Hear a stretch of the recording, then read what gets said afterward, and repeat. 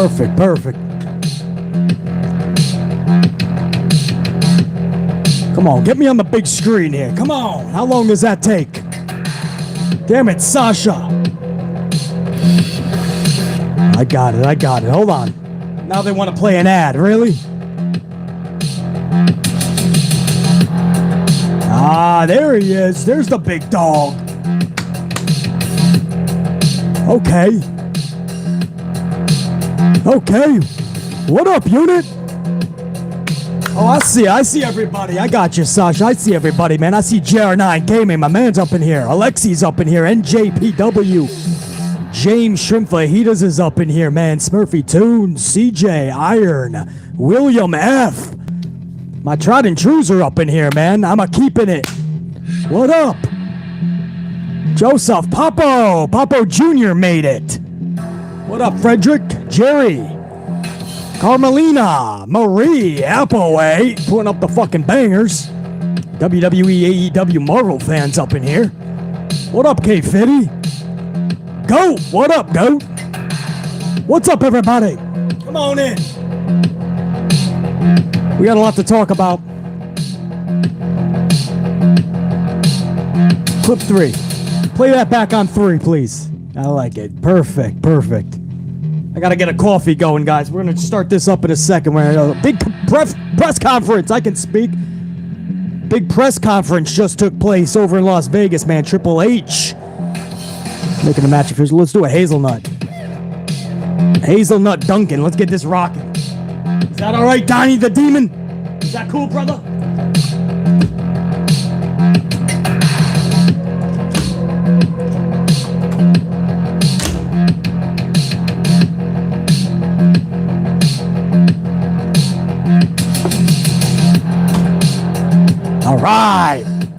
All right, Sasha, you can cut that shit now. Cut my music, Sasha. Cut my fucking music. Thank you. My wonderful assistant, Sasha. I appreciate that, Sash. What's up, everybody? I got a hazelnut rocking right now from the coffee bar. Donnie the Demon is keeping that pretty secure. Big press conference just happened, man. Logan Paul, Roman Reigns. It is official. I'm going to start off with that. That'll be my cold open of the live stream. Then we're going to talk SmackDown. I haven't had a chance to speak SmackDown with you guys, so I'm going to do a live review within this live stream. And then we're going to take your guys' super chats, man. I see you guys already lighting it up. I appreciate that, so I want to make sure that I save some time to give you guys a shout-out back. So I see you guys, man. You're lit up in color. I'm going to make sure that you guys get your proper shout-out. So I appreciate all you guys throwing a coffee over to BC.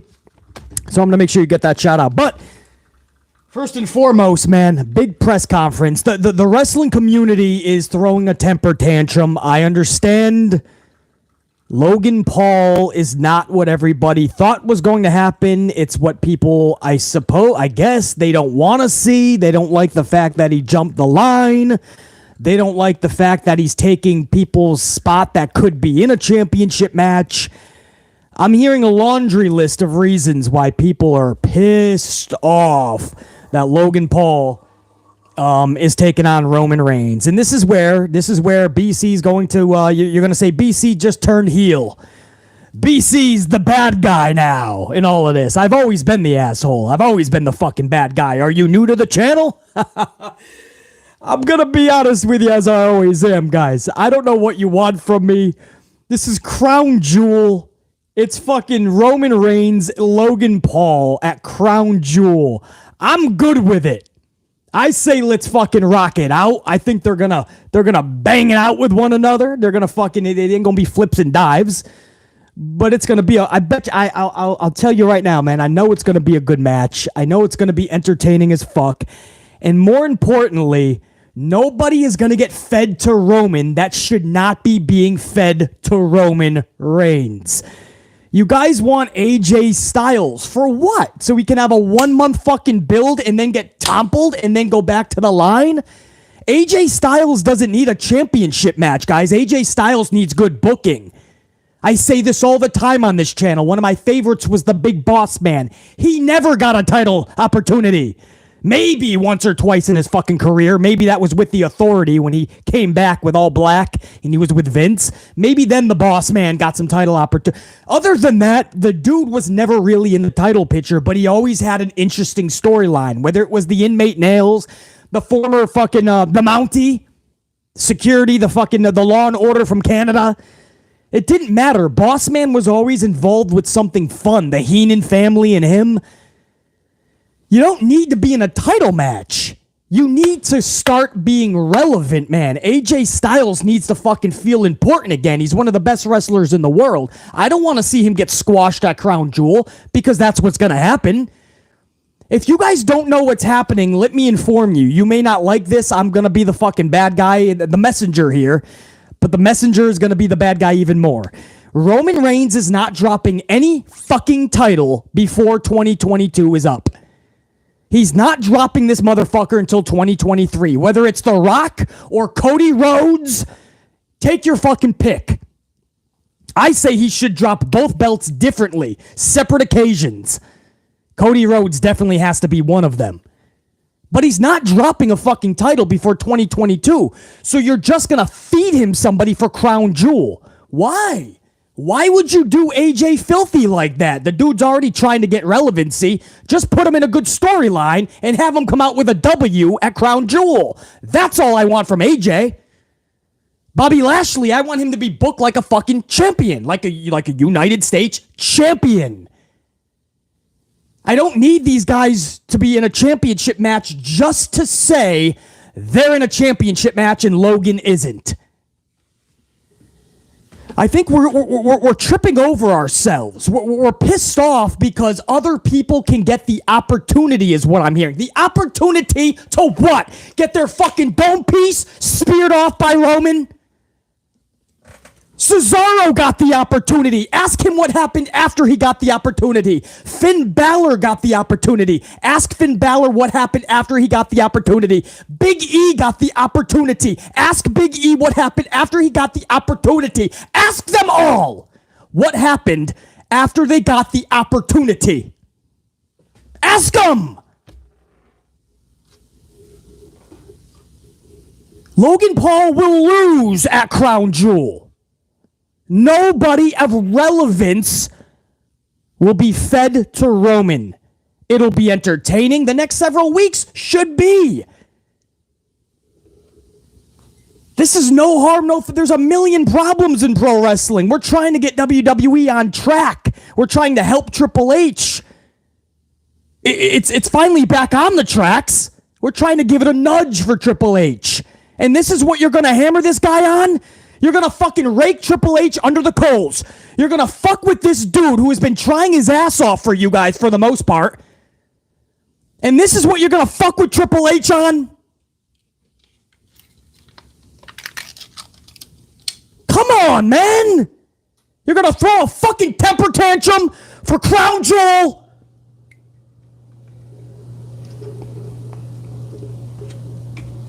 Leave the fucking guy alone. And I'm the one who was supposed to be hard on Triple H. No harm, no fucking foul. Do not feed AJ Styles to Roman Reigns. Don't you think about it. I don't even want to see Dolph Ziggler fed to Roman Reigns.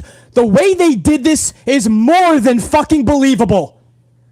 The dude never does these type of podcasts, and he did Logan Paul's. And at the end, he felt disrespected. And if you saw the fucking thing, if you saw the podcast, there was a realism in Logan Paul. I couldn't tell if this was a work or a shoot. This dude seemed like he really would love to be in the fucking ring with Roman. And when asked about it from his buddies on the podcast, he said, I would win, bro. Come on, you know me. If I wrestled him, I would not lose. And then Roman finds out about it at the airport, and he fucking sends over. As soon as I'm gone, you run your mouth. Wise man, take care of it. Paul Heyman has to come back from his hiatus to try to put Logan Paul in his fucking place. Of course, Sami Zayn ruins that storyline-wise.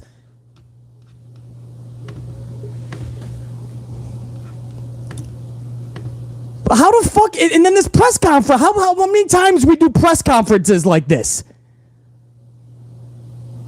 I'm not a Logan Paul fan by any stretch. Like Roman said, I don't even know what this guy is famous for. I guess some YouTube videos, I guess.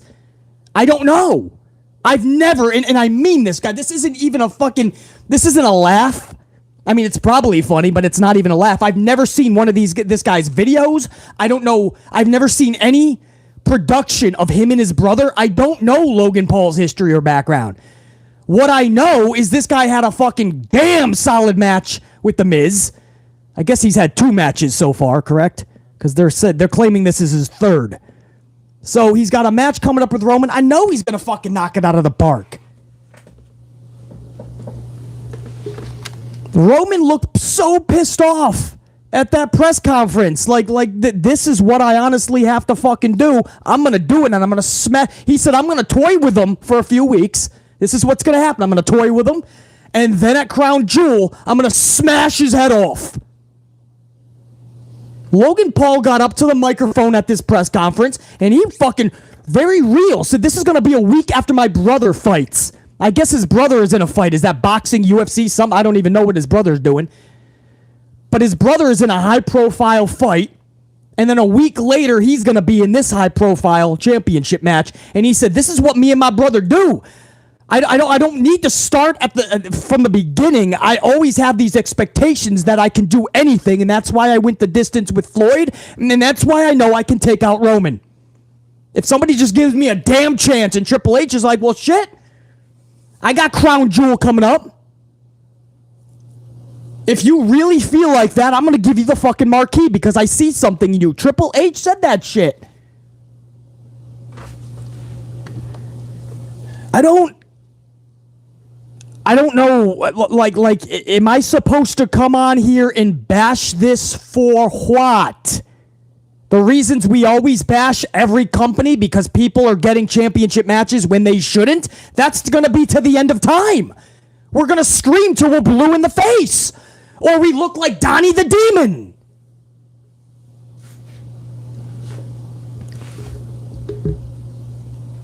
I got fucking 3 screens here, man. Sorry if there's extra noise. I got fucking phones. I got a double screen over here, and I got the main screen. So if you guys are hearing certain noises, it's all my bad. Got to make sure we're set for other, just in case, you know? You never know with the weather, Sasha. You don't... I don't understand what I'm supposed to do. FTR and AEW has been waiting for an AEW tag title match for how long? How long? Every fucking week they make fun of Tony Khan, their own boss. Well, we're number 1 in the rankings again. I guess we're getting a title shot. Oh, I guess not. How long have we been doing that shit? Ryan Nemeth is getting TNT championship matches with Wardlow. Doesn't matter what company you choose. Everybody's going to jump the fucking line because that's what we do. Of course I can't stand it. Of course I can't stand it. But I'm not going to fucking absolutely destroy Triple H for this decision. It's Crown Jewel. Roman Reigns versus Logan Paul, I kind of am down with.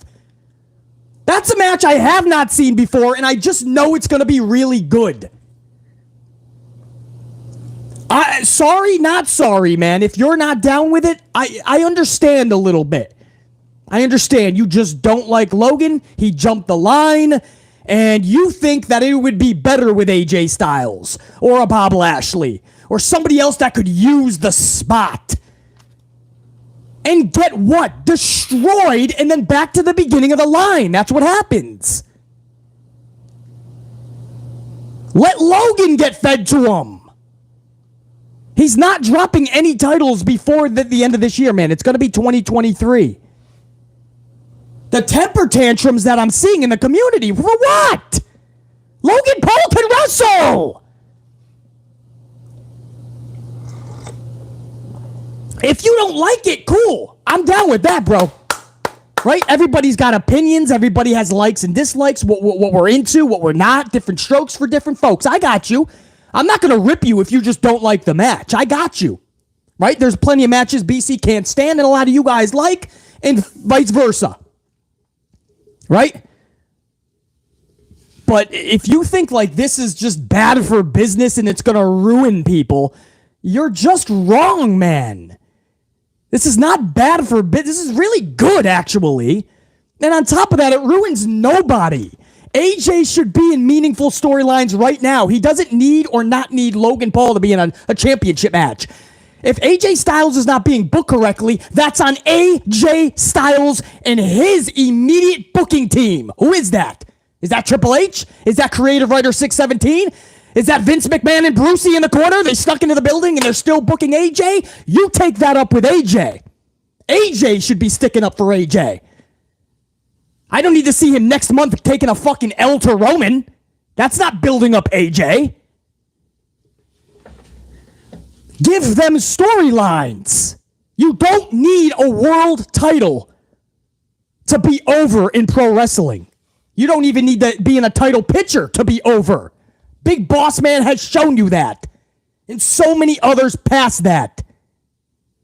You guys don't even realize when The Undertaker showed up and started getting big, real big, he was rarely in title pictures or getting championships. Rarely.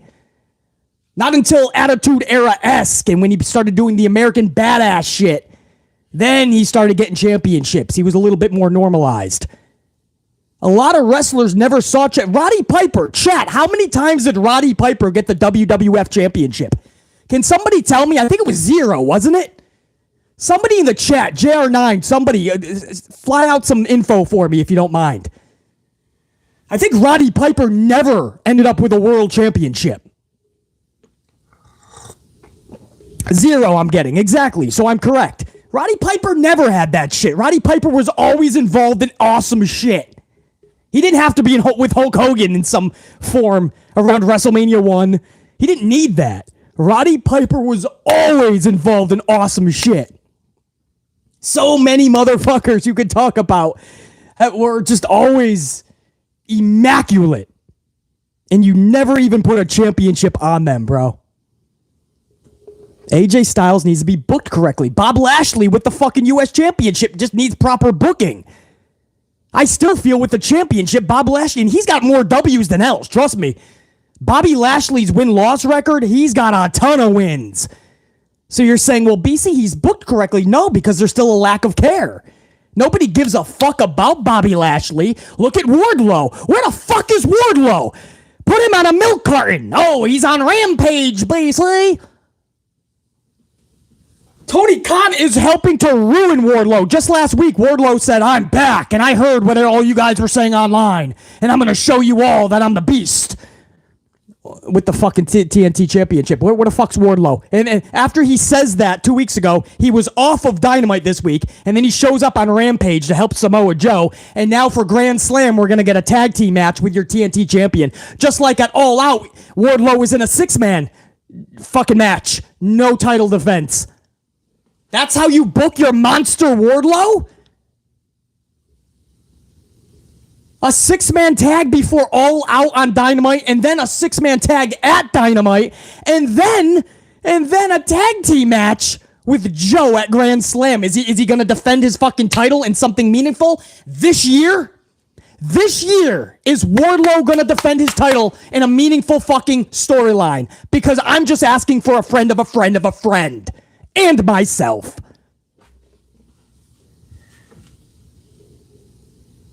We can't even book champions correctly in these companies. Thunder Rosa, don't even get... If you want to laugh, tragically, take a look at Thunder Rosa's title reign.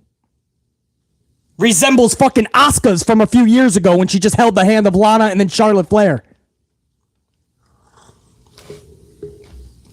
Samoa Joe and Wardlow. Everybody goes, well, maybe the tag team match will turn into that match.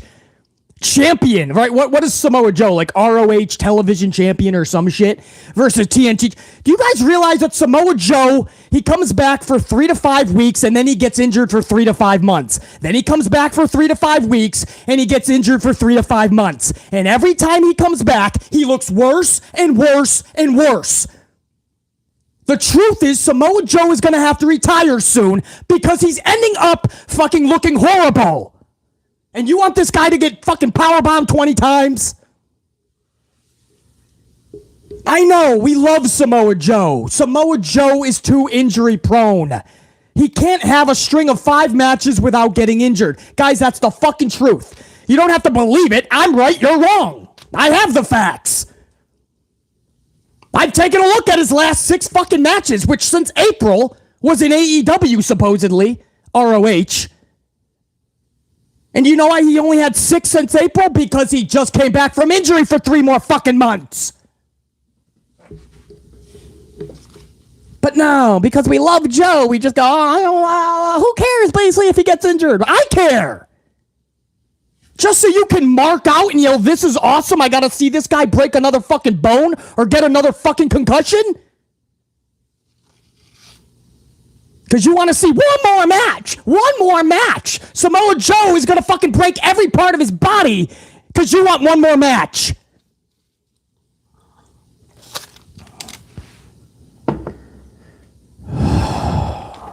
Oh, we amplified, man. It's later in the day. I've had about 20 fucking 1 coffees by now. Yeah, it's sad, man. Giorgio, what up, man? Giorgio, it's sad, isn't it? I mean, we love Samoa Joe.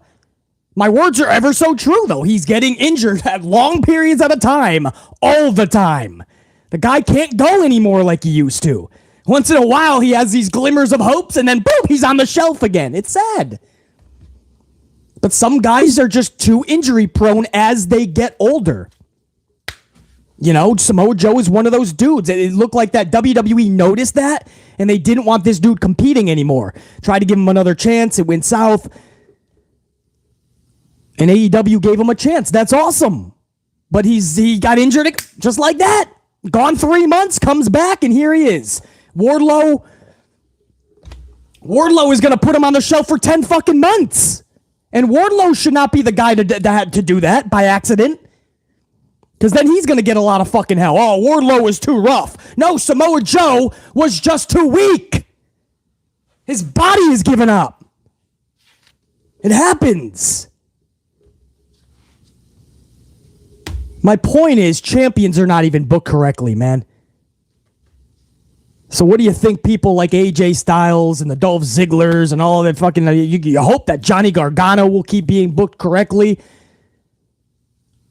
But AJ... I'm just using AJ as one of the... Right, because you guys are giving me a... Right, if not Logan Paul, guys, give me a couple of names that you would have said you want to see a Crown Jewel against Roman without even thinking that they're going to be fed to him. But who else with AJ Styles? Send it over, man. If you've been an AMP unit member for at least 4 weeks, you can chat in the live chat, man. Come out with some names, man. Who would take on Roman at Crown Jewel if not Logan Paul? Right. That's what. So MD, see what I mean? Karrion can't be getting fed to Roman. Fuck no. You can't do that to Karrion. Not for Crown Jewel. Maybe a big pay-per-view. Sheamus is being built up again right now. Sheamus is on a resurgence, as MJF called it. So I don't want to see Sheamus just taking an L at Crown Jewel next month. Gunther should not be losing at all, Ben. You guys see what I mean, though? When you think about it, it's a little harder, right? You don't want to see the guy... Kevin Owens, fuck no. Kevin Owens is doing really good right now. I don't want to see him just take a Crown Jewel loss. This is what I'm talking about, guys. The way they're doing Logan is no harm, no foul. Logan Paul getting smashed out at Crown Jewel is no harm, no foul. Priest could, but Priest is a bad guy. He's a heel, guys. So Priest really wouldn't work storyline wise.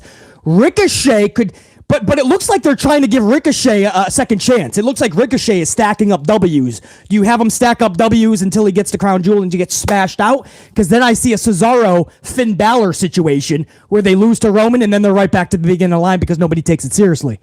So that's the problem with Ricochet. R-Truth, Ice Jones. I like that one. R-Truth, fuck it. Austin Theory is going to be involved in some type of cash-in, so we got to see. My point is, I'm not just trying to shoot down all these names. I'm trying to tell you guys, like, you're giving me a bunch of names, but do you really want to see them just getting smashed out at Crown fucking Jewel? Edge is a good one, but we already saw Edge and Roman. That's the problem. Didn't we see that a couple times? One was a triple threat with Bryan Danielson, Daniel Bryan, and then one was straight up one-on-one, maybe Money in the Bank or something like that. So we've already seen a few Edge. Randy Orton should not be coming back just to take an L. When Randy Orton comes back, it's got to be huge. And hopefully he turns on Matt Riddle not long after he returns, because I want that legend killer Randy Orton to come back. Braun Breaker is going to be a fun one. Not yet, not Crown Jewel. Braun Breaker is going to be fun. I do hope we get to see Roman and Braun at some point, because that's going to be fucking fun. Not yet, though. Strowman is still being built up. He hasn't even had a match yet, so you can't have him you can't have him just getting smashed out. You see what I mean? This is hard. You don't want to see anyone else after 744 days of Roman being the champ. At what point do you kind of got to stop sacrificing everybody and get creative? Yeah, Santivia, KO doesn't even do the Saudi thing. Yeah, exactly. But I wouldn't want to see Kevin Owens in that anyway. Larry, it is hard, BC. That's what I mean. It's hard when you think about it, right? At first, I'm with you guys. Trust me, I preach it all the time. Why the fuck is Wrestler X getting this opportunity when Wrestler A, B, C, D, E, F, and G are waiting? I hear you guys. I'm not trying to say I don't understand where you're coming from or why you would not like it. I get it. But just think of poor Triple H before you just fucking kick this dude in the balls after he's been busting his ass for all of us, trying to undo the manglings of Vincent Kennedy McMahon, and now we're all going to turn around and kick him in the balls for this one thing at Crown Jewel? I'm not going to be the guy that says, let it play out, because I can't stand that. But just enjoy this one. Let H breathe for a little bit on the world title picture for Crown Jewel. And I assure you, it's going to be an entertaining match. If you still don't like it, that's fine, but you don't need to throw a temper tantrum, guys. You should not be seeing any of these names being fed at a Crown Jewel event. You shouldn't. I understand if you don't like it. Just relax on the temper tantrum. It's not that big of a deal. WWE has a million other problems right now, and BC usually tells you every single one of those problems. Logan Paul at Crown Jewel, especially the way that it's being done, and they're really hyping it up, and we get a press conference, and it started from the podcast, and it felt very real. If you saw the podcast, BC thought that was just like legit. And anything that stems from it is going to be because that was so real. Everything so far has been pretty fucking good.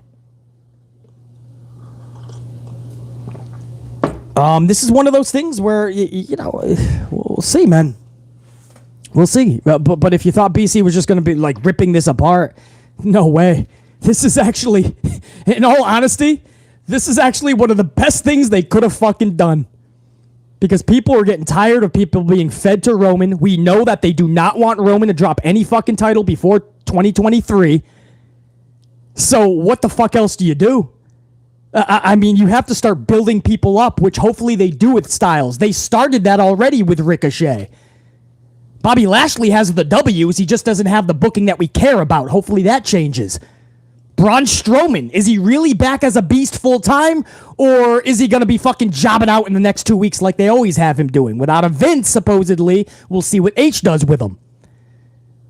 But you can't just build him up for a month or 2 months and then all of a sudden throw him to Roman and think that everything's going to be hunky-dory after the match.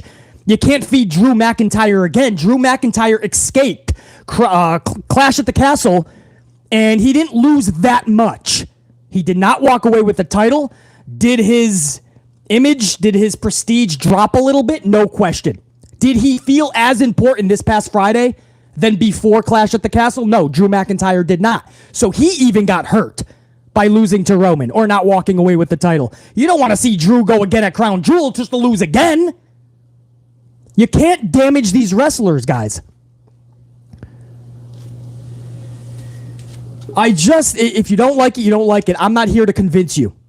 I hope you think of how the way that Triple H is thinking about it. I hope you think about the business side of it. And I hope you remember that this is Crown Jewel, not WrestleMania, not SummerSlam, not Survivor Series, not the Rumble, not even Extreme Rules. I don't even think Roman's doing Extreme Rules, actually. It's Crown Jewel. This was always supposed to be a glorified Raw and SmackDown. They just get some big names because that's what Saudi paid for. So that's why you see the Goldbergs and the Lesnars and anybody they can get with a big fucking name. Roman versus Logan Paul? This is actually this is a good fucking turn of events for WWE. I think when it's all said and done, everybody is going to win from this. And it really does suck that a lot of you guys are so against it. I hope that changes in the next coming weeks. And if it doesn't, I hear you. Salute. I totally hear you. There's things in pro wrestling that piss me off to no end. And a lot of you guys are like, why is BC so upset about that? Well, because I have my reasons. If you really, really are so against this, man, and you think it's just hurting everybody involved and we can do better, then maybe Triple H will hear you and change things going forward. But for Crown Jewel, this is what we got. And if you don't think that Logan Paul versus Roman Reigns is going to be pretty fucking good, then I don't know what to tell you. It's going to be pretty fucking good. Somebody said fresh in the comments. Ashley Stegel is my tried and true. Something fresh. That's how I'm looking at it, man. The podcast got me a little bit excited for it, man. Because the way Logan said it was like real. He was like looking down. He wasn't even looking at his boys. He was like, man, just hearing him talk about WrestleMania and the goosebumps, man, I would love to be in there with him. And his friends are like, yeah, wow, you think you could take him? But he's like, oh, are you kidding me? I would beat Roman. Like, I'm telling you right now, this is what me and my brother are doing. His friends are like, dude, relax. And Logan's like getting pissed at his buddies. He's like, no, I would fucking beat him. And then Roman's at the airport. He texts him, dude, as soon as I'm gone, you run your mouth? Seriously? Wise man, take care of him. Starts off as fun. Fucking Logan Paul bounces back. How exactly are you going to handle me?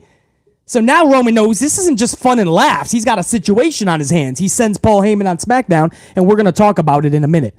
But for this fucking half an hour, the first half an hour of this live stream, that's the cold open, man. If you guys thought I was going to fucking have a temper tantrum over Logan Paul and Roman, opposite. I don't mind this at all. I see exactly why it's being done. I think this is a great turn of events. It's a chance for everybody just to not do a job to Roman or get fed to Roman. It's Logan Paul. Put it up on the marquee. Get any fucking viewers that you can extra. And he better do the job to Roman. Up the ante so that when Cody Rhodes finally gets it, Cody Rhodes, that moment is going to be fucking epic. Absolutely epic. War Dog said that was a cold open? Damn. I know, 32-minute cold open, man.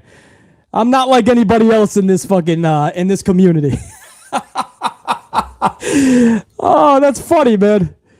Funny shit. Yeah, that was just the cold open, though, because I got the SmackDown review coming up now, guys. So let me give you guys a salute. I saw the super chats, guys. I'm going to get to all you guys and give all the super chats a shout out at the end of this video. I promise you.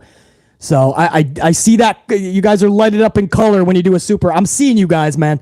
I'm just going to get to you at the end of the vid, the end of the live stream, give you guys a shout out. Much love. If you don't mind, if you want to stick around, man, I want to talk some SmackDown because there's a lot to go over and more shit that pisses me off and more shit that I have to explain why it was done. So I hope everybody can understand what I'm saying here, man. SmackDown 9/16/22. Logan Paul started the show. Paul Heyman hits the ring with the Bloodline. First time we've seen Paul Heyman in a long fucking time. SummerSlam when he was getting taken out by fucking Brock. So I like this, man. Paul Heyman. And what a visual. Did you guys see when Paul Heyman, Solo Sikoa, the Usos, even Sami Zayn, did you see that image when they came out, man, and they just paused for a second? I'm like, bro, it's been a long time because I don't like factions usually. I think in the Attitude Era, we got factioned out for a while and then it changed, thankfully. But ever since, they just don't do factions like they used to. It's not the Four Horsemen. It's not the NWO. It's not even it's not the Dangerous Alliance, which, by the way, was Paul Heyman, Paul E. Dangerously's group in the old WCW, the Dangerous Alliance. They don't even do groups like DX anymore. So I don't like factions, and it usually leads to shmoz matches. But for the first time in a long time, man,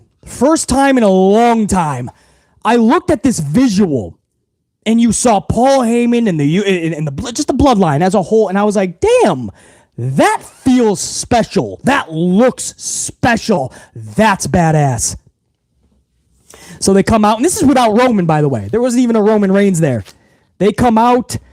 Heyman does what Heyman does best. He sells the shit out of Roman and Logan Paul and their potential match at that point for Crown Jewel. Logan Paul says he'll be in Vegas today. holding a press conference, and he's inviting Roman Reigns, and he wants to be up on the marquee in the main event with Roman. So Paul Heyman says, I tried to talk some sense into you. Now I need to handle you. And he calls up Solo Sikoa.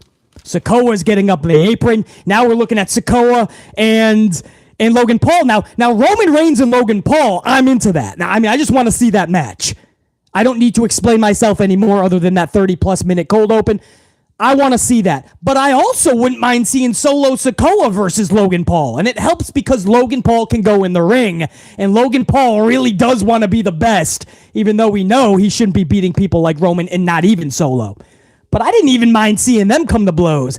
But it was Sami Zayn that got up on the apron and told his Usos to settle down and told Paul Heyman that he wants to handle Logan Paul because he knows how to speak to him.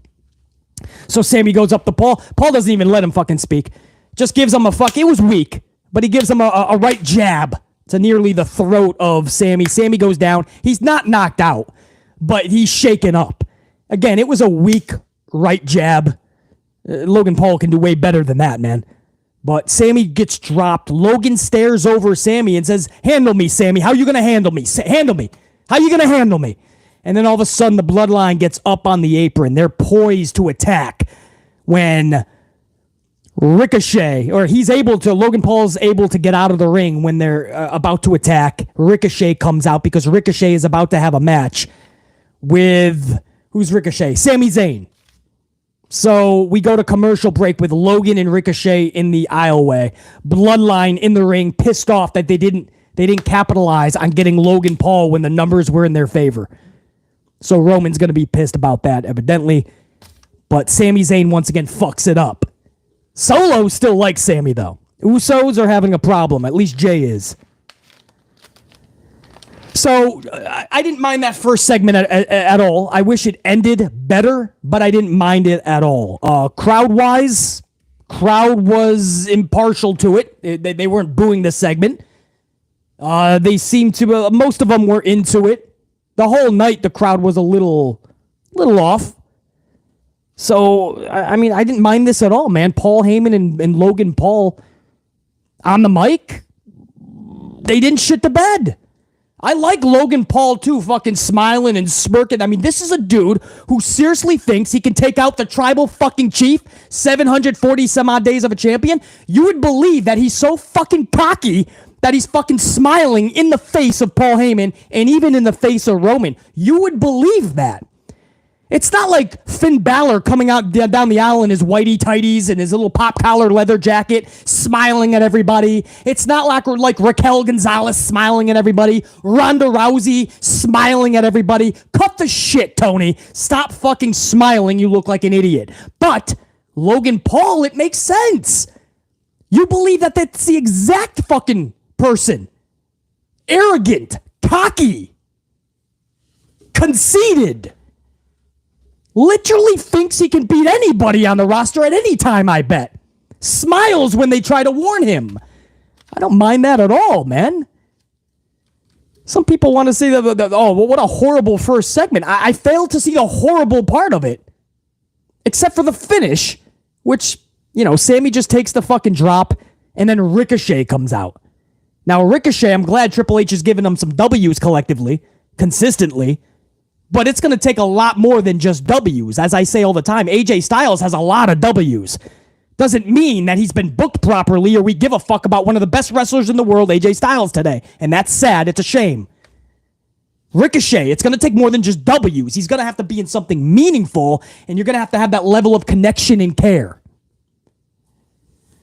So yes, I wish that the ending of that was better, but as a whole, I didn't mind the first segment at all. It leads into Ricochet versus Sami Zayn. Bloodline remained at ringside for Sami. Logan Paul remained at ringside for Ricochet. Shay wins this thing. Was it a shooting star, guys? For some reason, I didn't put up in the notes. I'm going on just sheer recollection. I think it was the shooting star that he took the W on. If I'm wrong, I'll be corrected in the chat for sure.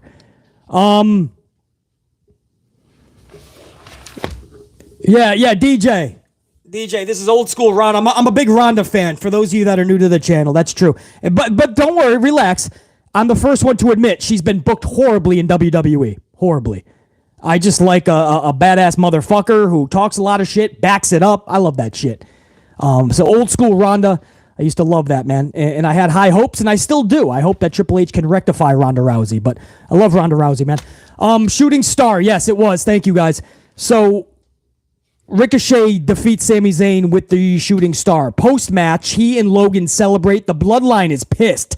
So they get up on the apron, once again poised to attack. Madcap Moss hits the ring with a steel chair, and the Bloodline backs down and retreats. Madcap and Sikoa is announced for later. That's why Madcap was out there. I pretty much knew that. So we'll get to that in hour number 2. Then Max and Maxine Dupre are out. They introduce the Back to School collection.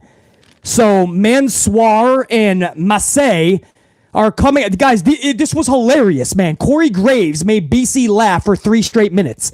A legit LOL, man. Like, Corey Graves had me just almost in fucking tears of laughter, bro. They have Massey and fucking Mansoor come out. It looks like they're wearing makeup. They have backpacks. They have, they're in these little fucking school outfits. I don't even know what they're wearing, man. And they're into it, man. They're looking at the camera. They're doing all the facial expressions. I mean, if that wasn't funny enough, Corey Graves, Corey Graves says, and I quote, "I've been waiting all year for this, Michael." The second that Max Dupree says this is our back to school collection, Corey Graves goes, "I've been waiting all year for this."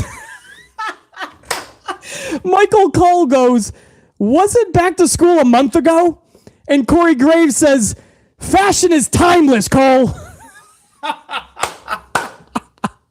Come on, bro. Go back and watch that segment. You will laugh your ass off if you didn't see it. I've been waiting all year. Corey Graves is like fucking like a schoolgirl at the lollipop shop. I've been waiting all year for this. Wasn't back to school last month? Fashion is timeless, Cole. Anyway, they're all into it, man. Corey Graves has just been batting a fucking 1,000, man, lately. This dude, it started on Monday when Dexter Loomis was in the Miz's fucking house, and they cut to the broadcast table, and Byron Saxton seems to not give a fuck. Jimmy Smith doesn't give a fuck, and Corey Graves is flipping out. Well, somebody call the police. He's in the house with his kids. And Byron's like, so? Jimmy's like, well, relax, will you? He's like, why am I the only one that seems to care? He's in there with a lunatic with his kids. Corey Graves has been fucking amazing lately. So anyway, these dudes are fucking busting a move on the runway, the aisleway.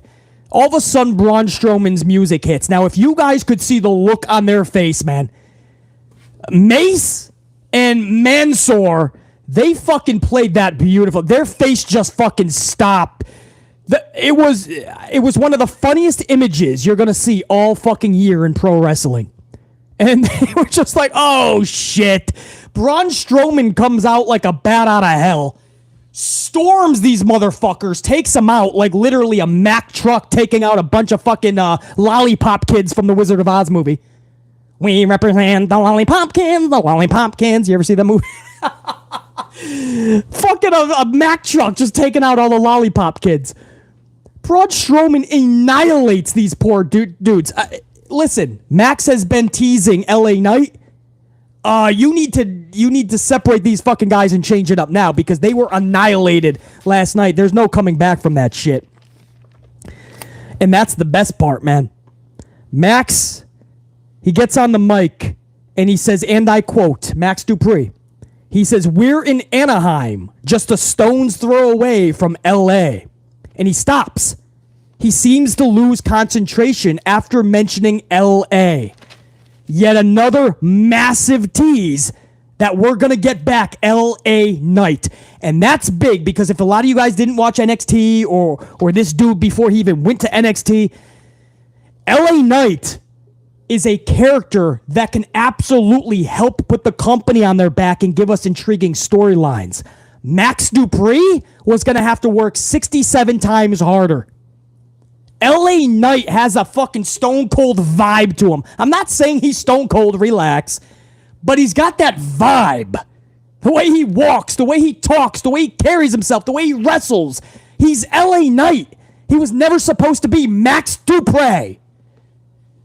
And I can't wait till LA Knight actually returns in name and character. So that was the biggest part of this whole segment, man. That huge, massive tease. Strowman destroys these dudes on their first day back at school. I feel bad for them. Alpha Academy hit the ring to extract revenge on Strowman for the last week that Strowman's been beating the shit out of them. They're able to extract revenge, but only temporarily. For instance, Otis drops Strowman, then he gets out of the ring and he starts celebrating with Gable, but Strowman sits up like he's the fucking Undertaker or Michael fucking Myers. Just sits up and that's it. So, did they really extract any revenge? Kind of not. But you also didn't want to make Braun Strowman look like a fool this early. But you didn't want to keep burying fucking Otis. It's bad enough that next week, Otis is going to be in a match with Braun, and you know that Braun is going to destroy fucking Otis. He's already fucking powerbombed the guy, correct? Or power slam something. Otis already looked like a fucking idiot. What do you think is going to happen in their match next week? Hour number 1 of SmackDown ends with Bayley of Damage Control defeating Raquel Gonzalez via the Rose Plant finisher. Post-match, Shotzi hits the ring to help Raquel fend off Bayley in Damage Control. So an instant turn, man. No real rhyme or reason, just an instant turn by Shotzi Blackheart. Remains to be seen if she gets her full name back, Shotzi Blackheart, or is she just going to remain Shotzi? But that's step number 1. I don't even care if this was sudden without any real substance behind it, because I thought she was doing pretty good as a heel if only she was booked properly. But I'm okay with the face turn because that's step number 1. Step number 2, give this woman back her fucking tank. That was special. It was unique. It was fucking awesome. It fit her personality. It connected with fans. Give the fucking tank back. It's no harm, no foul. What the fuck is the difference of Shotzi walking down, running down, or riding a fucking mini tank? That's awesome. The latest report we got is that the tank was flown in to Anaheim. The tank was flown in Friday. But they decided, because they knew they were going to do a big turn with Shotzi, but they decided just to have her run out. And I'm okay with that. Maybe they felt there was going to be too much comedy and it should be a serious moment because she's doing a turn. They don't want her just riding a tank down as you're about to do this big face turn suddenly. I understand. But in the future, I hope that we get the fucking tank. Make Max LA Knight and bring back the fucking tank. I know we're asking a lot of Triple H. He's got to undo a lot of VKM-isms. I get it. But if you're gonna turn her face, now's the time to bring her fucking tank.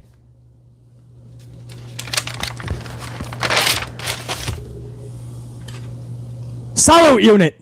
Hour number 2 starts with a really good backstage interview, sit-down style between Kayla Braxton, who looked ever so beautiful last night. Kayla Braxton always looks ever so beautiful. Kayla Braxton is fucking beautiful. She's a sit-down interview with Ronda. Now Liv Morgan interrupts and asks Kayla to leave. Kayla, can we have a moment? Can you leave, please? Kayla's like, all right, I ain't getting in the middle of this shit. Kayla leaves. I hate to see Kayla Braxton go, but I love to see her leave, if you know what I mean. If she has to take off, if she has to get up, turn around, and take off, oh, shucks. I guess I'll keep viewing. Morgan sits down. Now, Morgan is looking like a fucking bag of potato chips that you got to snack on all night, too. She's looking fucking ever so beautiful. She sits down. She's looking eye to eye with Ronda Rousey, man. And Morgan cuts a sincere promo talking about everybody that's always telling her she can't do this, she's not going to do this, saying she shouldn't be champion, she doesn't have what it takes, blah, blah, blah. Here I am with the fucking title, why they cry, basically. I loved it. And she said, I beat you. I don't care how it was done. I beat you twice. I have this, you don't. And she said, the way that this is going to work for me to actually get any fucking respect, as if I fucking need that from anyone else, but it's going to be to beat you, and it's going to have to be unquestionably. No doubt. So I want to beat you in an Extreme Rules match. Ronda Rousey laughs, right? Because it's fucking Rousey, bro. Like, who the fuck what woman is going to challenge her to an Extreme Rules match, man. So Ronda laughs, and then she says she sees that Liv is not playing around, bro. Liv Morgan is not laughing. She's serious. I want to face you in an Extreme Rules match. So Ronda stops laughing when she sees Liv is serious, and she says, all right, I accept, but it's your funeral. And she rips the fucking mic off. And she probably could have took Liv out right there. She wants that fucking title. And the look on her face was, I'm taking the fucking title and I'm breaking both your fucking arms. But let's be honest. I wanted to see a long reign for Liv Morgan. The fans started to turn on her. The booking kind of went mediocre, but Liv never wavered in her ability. Liv was always pretty damn good in everything she was put in. So it's going to suck to see Liv drop that championship. But guys, I don't see any fucking way that Ronda Rousey doesn't walk out. What is it, October 8th? I think it's a Saturday. October 8th. I see no way that Ronda Rousey doesn't leave with her championship, with Liv Morgan's title. I don't see any fucking way that Liv Morgan beats Ronda Rousey in an Extreme Rules match. And I would not be shocked if Shayna Baszler helps Ronda out, and that helps to start form that relationship between Ronda and Shayna. You got to start making something out of Shayna. I always thought that Shayna worked well with Ronda. I don't need to see a tag team necessarily, but she can absolutely get that rub from Ronda.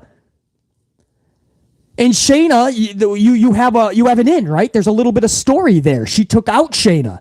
Shayna couldn't get the job done. Ronda lately has been trying to snap some sense into Shayna to be the beast that she once knew. Shayna could be a big part of this match, guys. So we'll have to see. But I don't see how Liv, and I'm high on Liv. Much love to Liv Morgan. It was such a big night for her when she won that Money in the Bank briefcase and won the championship. But I don't see how she's walking out, taking that a third match from Ronda Rousey and keeping that title. But I like those sit-down interviews. I used to love them when Jim Ross would do it. I don't care if it was Stone Cold and the fucking Rock, or you could have Mick Foley and Al Snow. I don't give a fuck. And Jim Ross is in the middle. I used to love those sit-down backstage interviews, man. They're so personal, realistic, believable. There's a different sense of tension that you can latch onto. I fucking love it. And again, I always love seeing Kayla Braxton anyway, so I'm a little bit fucking biased. Drew McIntyre then comes out of nowhere like an RKO. He jumps up onto the commentary table. He scares the shit out of Cole and Graves. Go back and check out. Funny shit. And he sends a stern message and warning to Karrion Kross after last week's attack. I feel they could have done a little bit more. This tells me that they really aren't sure where to go next with Drew and Karrion in this story. That's exactly what this tells me. Karrion was on in hour number 1 with another backstage type of vignette, type of promo. And then Drew just jumps up on the table. Like, was he hanging out in the fucking third row eating popcorn and waiting for his time to jump up on the table? I don't know what he was expecting. But Drew jumps up on the table to make a statement, and he sends that stern message. Again, it tells me they don't know what to do next with them, and I hope that changes soon, man. Triple H better find something to do, because that's too good of a feud and too good of a match to just sit on nothingness. Karrion Kross versus Drew could be good if they make it such. Solo Sikoa versus Madcap Moss is next for the NXT North American Championship. Now, you heard that correctly. NXT North American Championship being defended on SmackDown. True story. This was a decent match. Sikoa finding his way on the main roster, so I'm not going to dog him out. And Moss has so much potential, I'm not going to dog him out. I thought this was decent for sure, and even good at times. Was it sloppy for a time or two? No question. But it's still early for Moss and really early for Sikoa, man. Give them time. I think both are going to be huge for that company. A Sami Zayn distraction allows Sikoa to pin and defeat Madcap, thus retaining his gold. That's the obvious fucking outcome here. There's no fucking way, as much as I'm high on Madcap, there's no way Madcap walks out with that fucking title, bro. Bloodline has to hold all the fucking gold right now. Sami continues to be the right-hand man of Solo, which undoubtedly will drive a wedge between them and the Usos even more.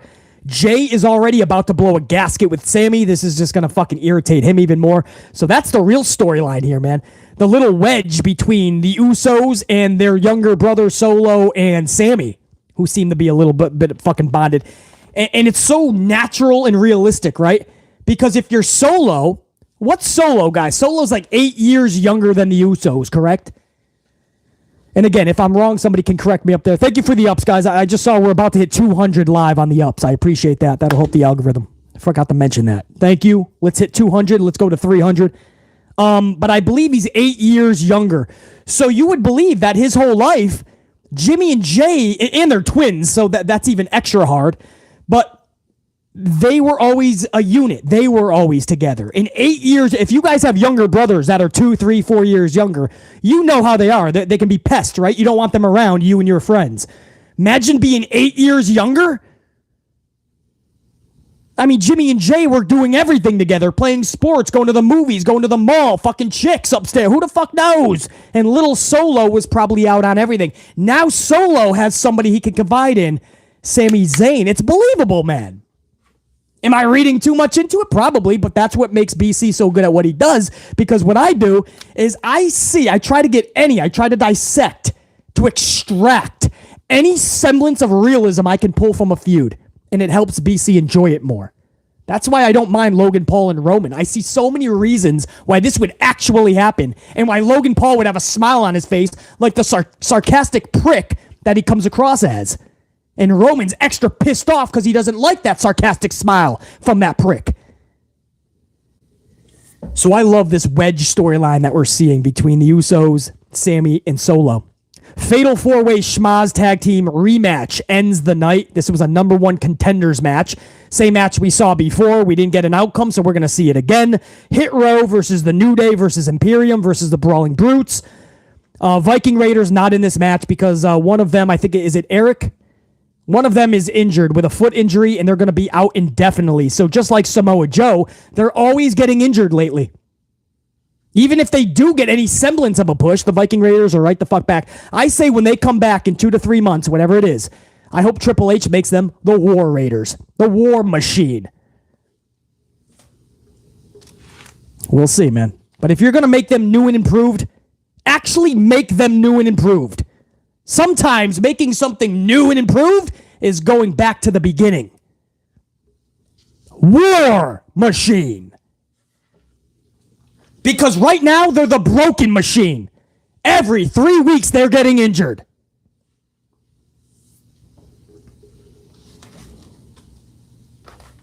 Put them with Samoa Joe, right? Everybody loves 6-man tags these days, right? Everybody loves trios. Put the Viking Raiders with Samoa Joe and just call them Injured R Us. Fuck Toys R Us. This is Injured R Us.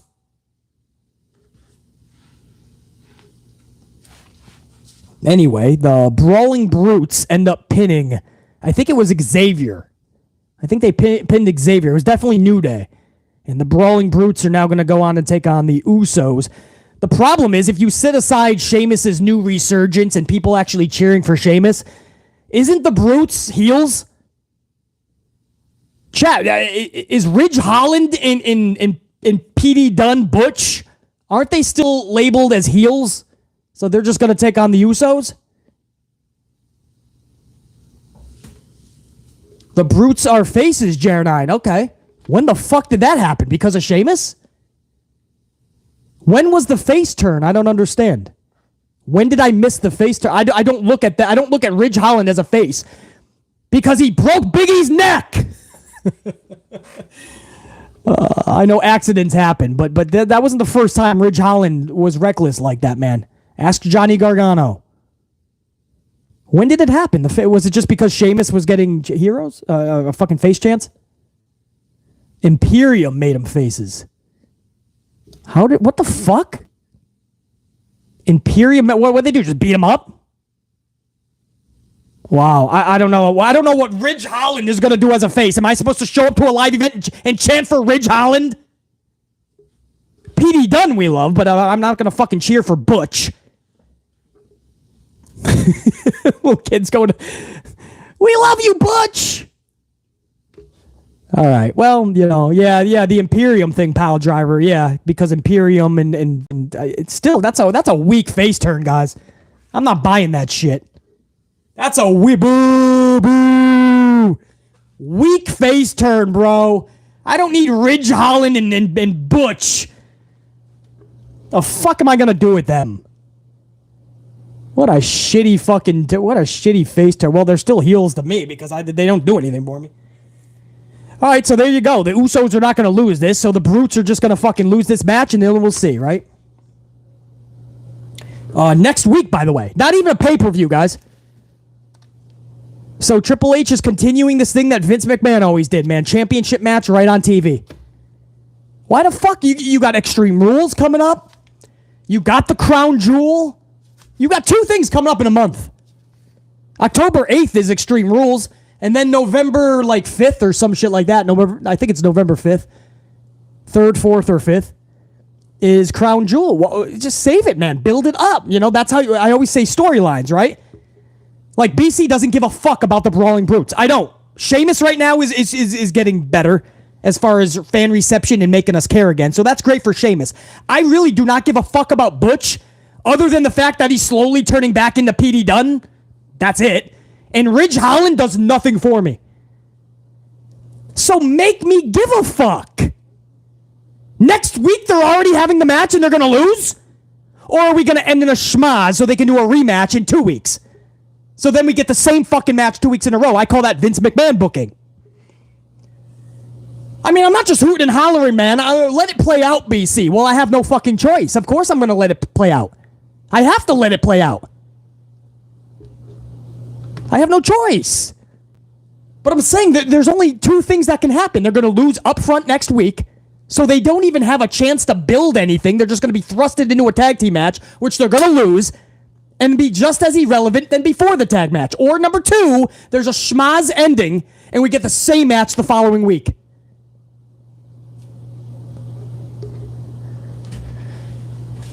I mean, these days, you win a number one contenders match, and then you're thrusted immediately into the title match. There's no build, no storyline to try to get people invested. Say what you want about Logan Paul and Roman, at least they're making a story. They started with the podcast. They go into a press conference. Logan says exactly why he's going right to the top, and he doesn't even feel he's got to work his way up. Triple H tells you exactly why he's giving Logan Paul the chance. And Roman tells you what he's going to do because he's skipping the line. That press conference answered everything. And Roman said, for the next few weeks, we're going to toy around with you, fuck with you. And then at the Crown Jewel, I'm going to smash your fucking head off. Press conference gave you everything you needed to know. Say what you want about Logan versus Roman. I'm getting some type of a fucking storyline. There's a crazy concept. And that was SmackDown. It went off the air, and then next week is just going to be it's what it is. I have no fucking idea. So Usos versus Brawling Brutes. Well, fuck, can't wait. Sure, it's going to be great. Did you guys see the video? I think it was Monday Night Raw. Maybe it was SmackDown actually. No, I'm going to change that. SmackDown. White Rabbit was played. I think it was like during a commercial break. White Rabbit was played, man. Could it be? Could it be Bray Wyatt coming back? Another tease. You guys remember the lyrics of White Rabbit, man. One pill makes you larger, one pill makes you small. And the ones that mother gives you don't do anything at all. Go ask Alice what when she's 10 feet tall. And if you go chasing rabbits and you know you're gonna fall. Unless it's Karrion Kross. Yeah, they had that. Yeah, JR9. They had the red lighting as well, man. I mean, don't put it past Triple H. You guys have seen in backstage segments, like you have to look way in the back. Sometimes Triple H has something happening way in the back. He does things like this where he gets people talking. Now, it could just be them playing a song. I haven't heard of them ever playing songs like fucking Jefferson Airplane's White Rabbits ever before. That's not even a song that you would think would go in an arena during a commercial. But, I mean, I don't know, man. That's something that Bray, if he's talking to Triple H and they're talking about just planting seeds for a few months, that's something that Bray would think of. And Triple H would fucking do it, bro. Just saying, man. That's not confirmed, guys. Obviously, I'm looking deep into it. but sometimes with Bray Wyatt, you have to look deep into shit.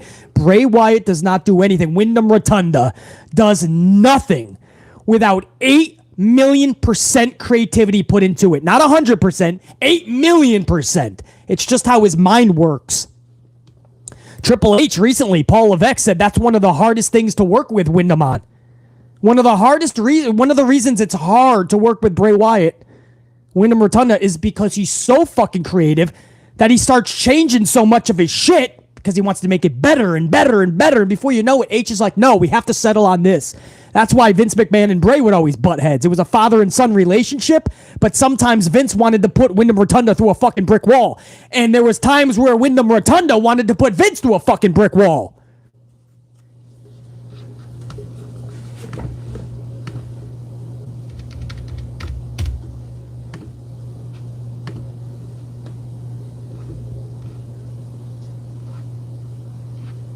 What else do I need to talk about there, man?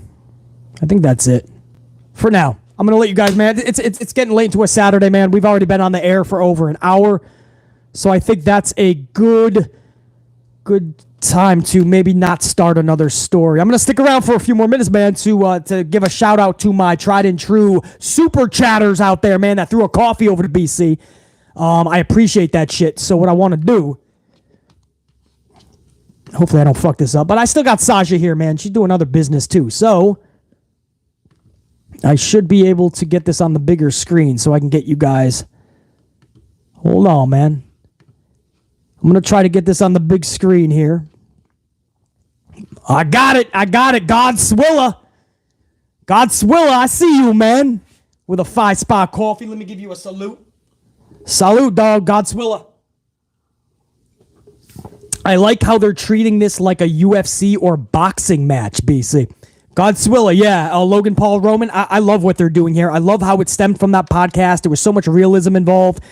There was some question, why the fuck does he get to skip the line? Triple H came out at this press conference, told you exactly why he's skipping the line, because he sees something huge in him. He sees the box office. Logan's thanking Triple H and everybody for this opportunity, but tells Roman what's going to happen. Roman is not impressed. Roman's saying, this is what's going to happen when you skip the line. I'm going to bash and smash your fucking dome piece off. From the podcast to the press conference, so far everything with Logan Paul and Roman Reigns is going off pretty damn good. I hope it continues. But yeah, they're treating this like a big thing, man. Triple H wants to make this special, and I'm going to give him the benefit of the doubt. Again, I know a lot of you guys don't like this. Out of respect for you guys, I'm not going to harp on it.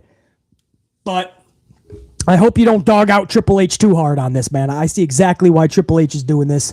And I don't mind it. There's a lot of fans like BC that don't mind this, man. We're not going to throw a temper tantrum on this. There's a million problems with WWE. This is not one of them, man. He's not taking a spot from anybody.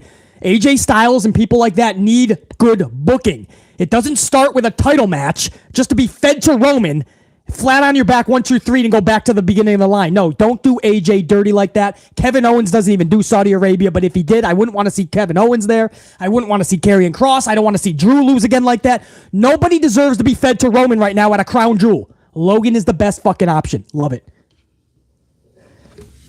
So, Godswilla, I completely agree, man. Dante Jaron, 23.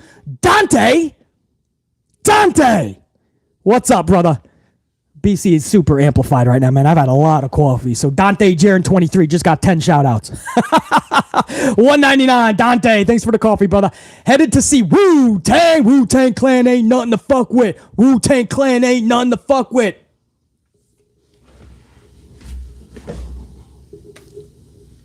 Man, I gotta see Wu-Tang. They're touring again, man. I gotta go see Wu-Tang, man.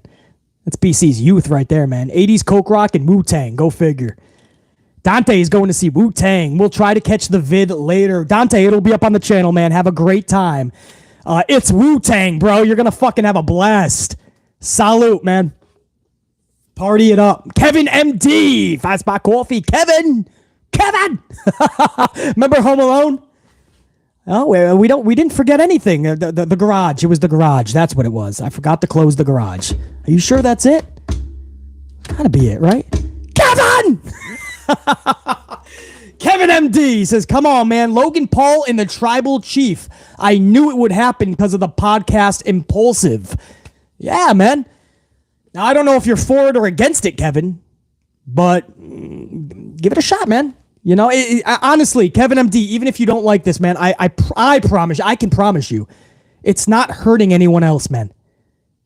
Good booking has to be there regardless. You don't need to be in a match with Roman to get squashed by Roman to be relevant.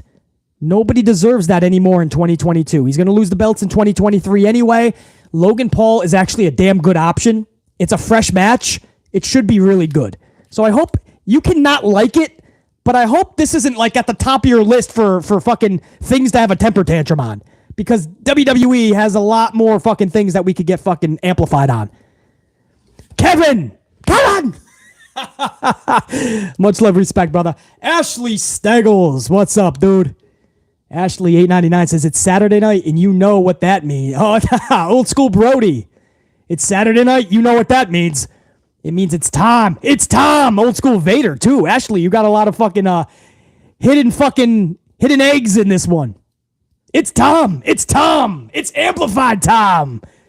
Red team, go. On your marks, get set. 3, 2, 1, go. Ashley, that's a mouthful, bro.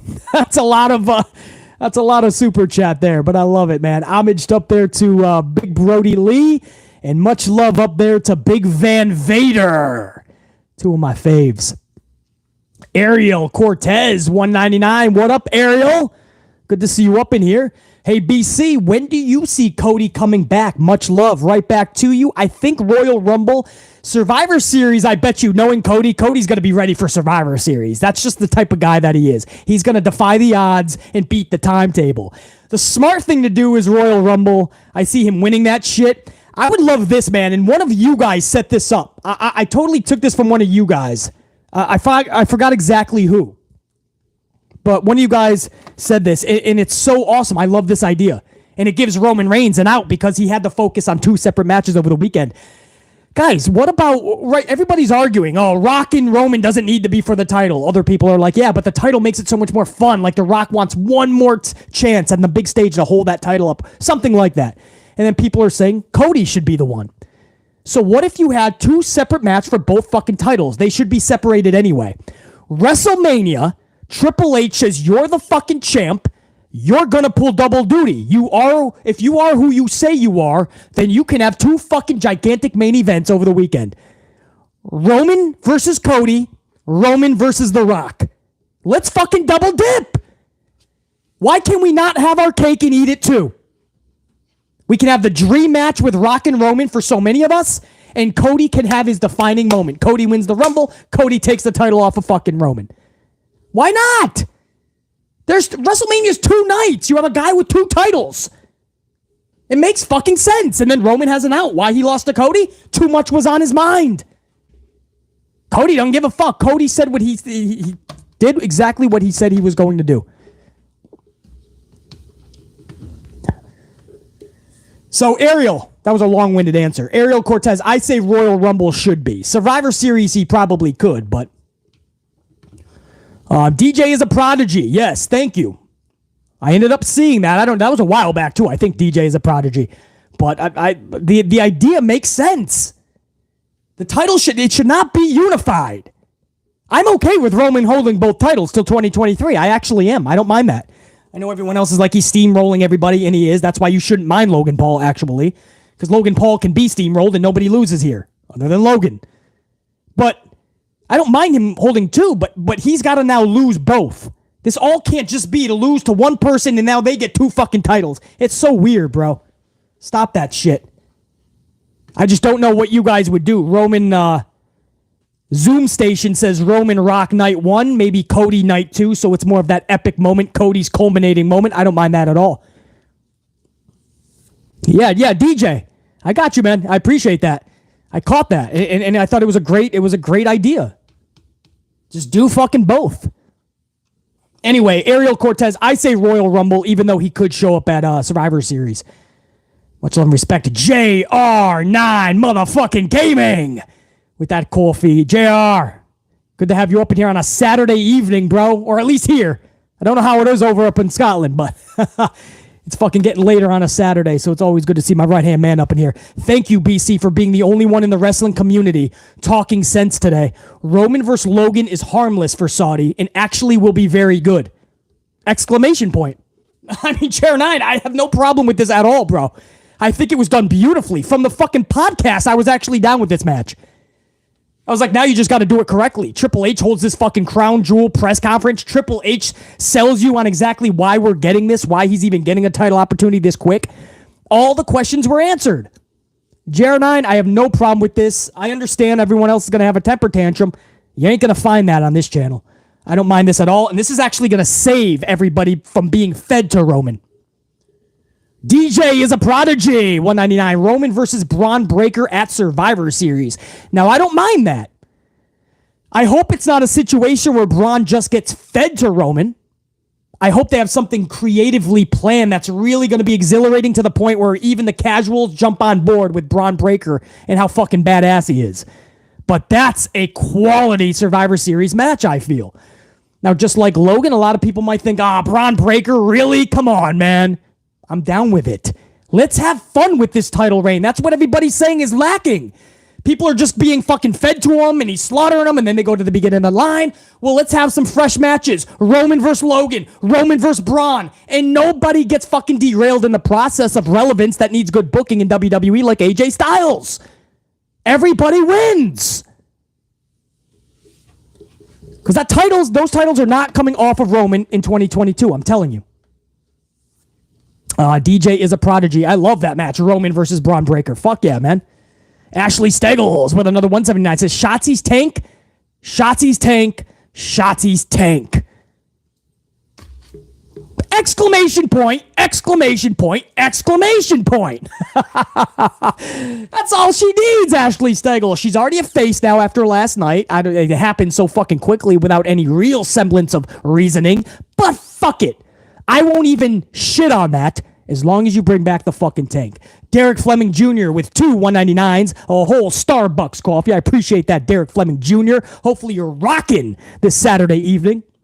Derek Fleming Jr. says, Aunt is in hospice. Nothing they can do. Prayers. And then he says, girlfriend's grandma is in hospice as well. So, Derek Fleming Jr., all the best over to you, dude. To your aunt and to your girlfriend's grandma, we hope for a speedy recovery. You say there's nothing they can do for your aunt. I hope that's reverse, man, and there is something that they can do. No matter what, strength, prayers, love over and respect over to you and your family, Derek Fleming Jr. You guys know, prayer emojis up in the chat for one of the tried and trues on the channel, Derek Fleming Jr. His aunt is having a hard time. His girlfriend's, is it girlfriend's grandmother? Girlfriend's grandmother as well, which means he and his family are having a hard time. So, Derek Fleming Jr., I don't know if you're still up in here, man, but you got some love coming your way, bro, from the AMP unit. Much love and appreciation, and I hope that strength carries on, man, no matter what the outcome is. Jamal Straken with that $9.99. What up, Jamal? BC, I don't like this Reigns versus Paul match. It's just proof of WWE not creating stars because they have no one else for Reigns in the roster who works so hard, they look like idiots. Jamal, I hear you, but I can easily contradict that whole paragraph. For instance, you say, this proves that WWE does not create stars because they have no one else for Reigns. Well, that's exactly what they're doing in Logan Paul.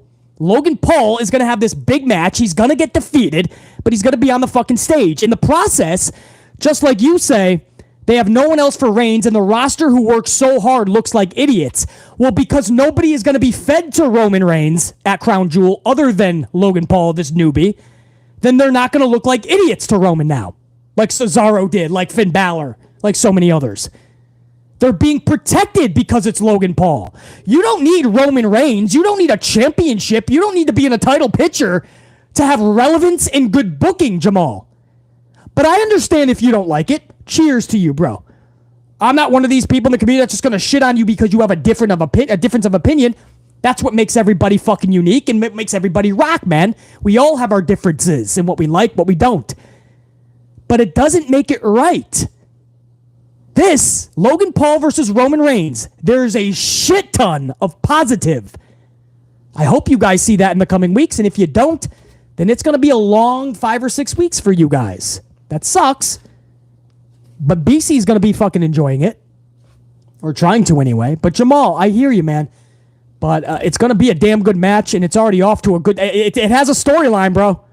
That's more than I can say for a lot of things in WWE. They have a storyline. So yeah, I'm going to take Logan Paul versus Roman over a lot of other shit that I could be getting.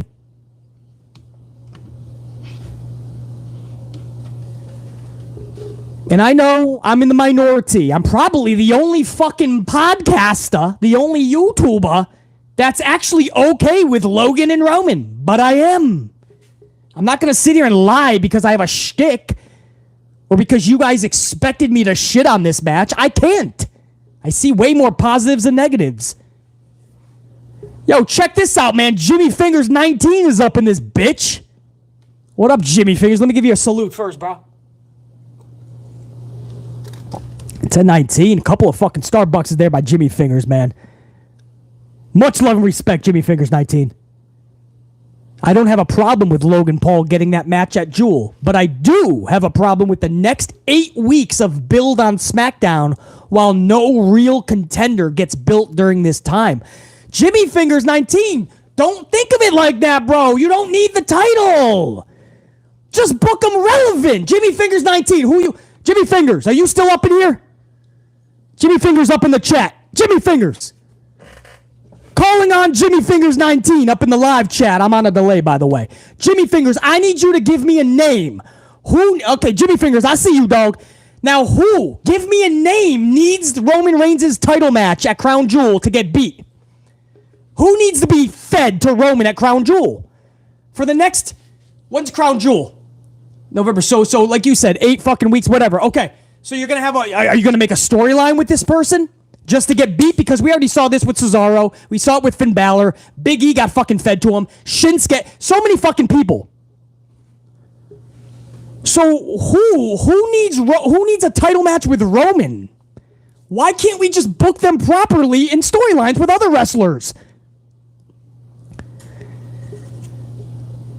You guys see what I'm saying? This hurts the roster not at all. Nobody gets hurt from Logan going for the title in 8 weeks. Nobody. For the last year, we've all been fucking ranting and raving that everybody's being fed to Roman. Now, all of a sudden, you guys want more people to be fed to Roman. Who is it? Yo, Jimmy Fingers, I'm with you there, bro. Well, I don't mind the 2 titles. They should be defended separately, and there should be 2 winners. So Jimmy Fingers 19, I'm totally with you on that. The fact that he has 2 titles that are actually won is fucking mind-bogglingly stupid. I can't stand this undisputed shit. If he wants 2 titles, that's fine. When he loses both, it's going to be massive. Could you imagine if he lost them both? WrestleMania weekend, if he had 2 matches on both nights? But I totally understand that. And Jimmy Fingers, you ain't alone, man. A lot of people don't like this match. I hear you. Different strokes, different folks. But for all the negatives that you guys have, I can easily say that's a positive. The roster is being protected right now. It's up to Triple H and 617 writers to make every single one of those wrestlers relevant and prestigious. Make us care when they're on TV. You do not need a title for that. Ask The Undertaker. Ask Roddy Piper. Ask the Big Boss Man. Ask Mr. Perfect how many times he held the WWF World title. Mr. Perfect will tell you 0 times. Back in the day, these guys didn't get the fucking title. They were rarely even in the title picture. You just need to book them in fun, interesting, creative, epic storylines that we can grasp, latch onto. AJ Styles for the past 2 years should have been in storylines we gave a fuck about. And if that guy was not even near the title picture, we wouldn't even fucking raise concern because everything he's doing is so fucking awesome. Like his match with Undertaker at WrestleMania. I think that was Undertaker's last match, right? That was so epic. He didn't need a title for that. He didn't even need to be sniffing the title picture. And that was one of the best matches, if not, I think that was the main event at WrestleMania, was it not? Because it was the Undertaker's last ride. We're in a place where I think we're starting to feel like you have to be taking on Roman for the title to have relevancy. And then when somebody gets beat by Roman, we all cry that they've been buried. We all cry that they've been flatlined, that they've been fed to him. This is a situation that started in a realistic way on the podcast. They gave him a fucking press conference. Triple H answered all your questions on why this match is happening. It's no harm, no foul, guys. It's Crown Jewel. Logan's gonna be beat. If you're that concerned that people are having a spot taken away from them, if you're that concerned that during these next 8 weeks somebody else could have got some shine, then ask Triple H to put the shine on him. You don't need to be in there with Roman Reigns. We're using that as a crutch these days. Back in the day, everybody seemed relevant because everybody was booked relevant, even if you did not even sniff a title picture for years or ever. Everybody felt special back in the day. Everybody, bro. It didn't matter if you were Jake the Snake Roberts, who I also believe never even touched the world title, correct? Jake the Snake Roberts never held the fucking title. I can't even tell you when he went for the title.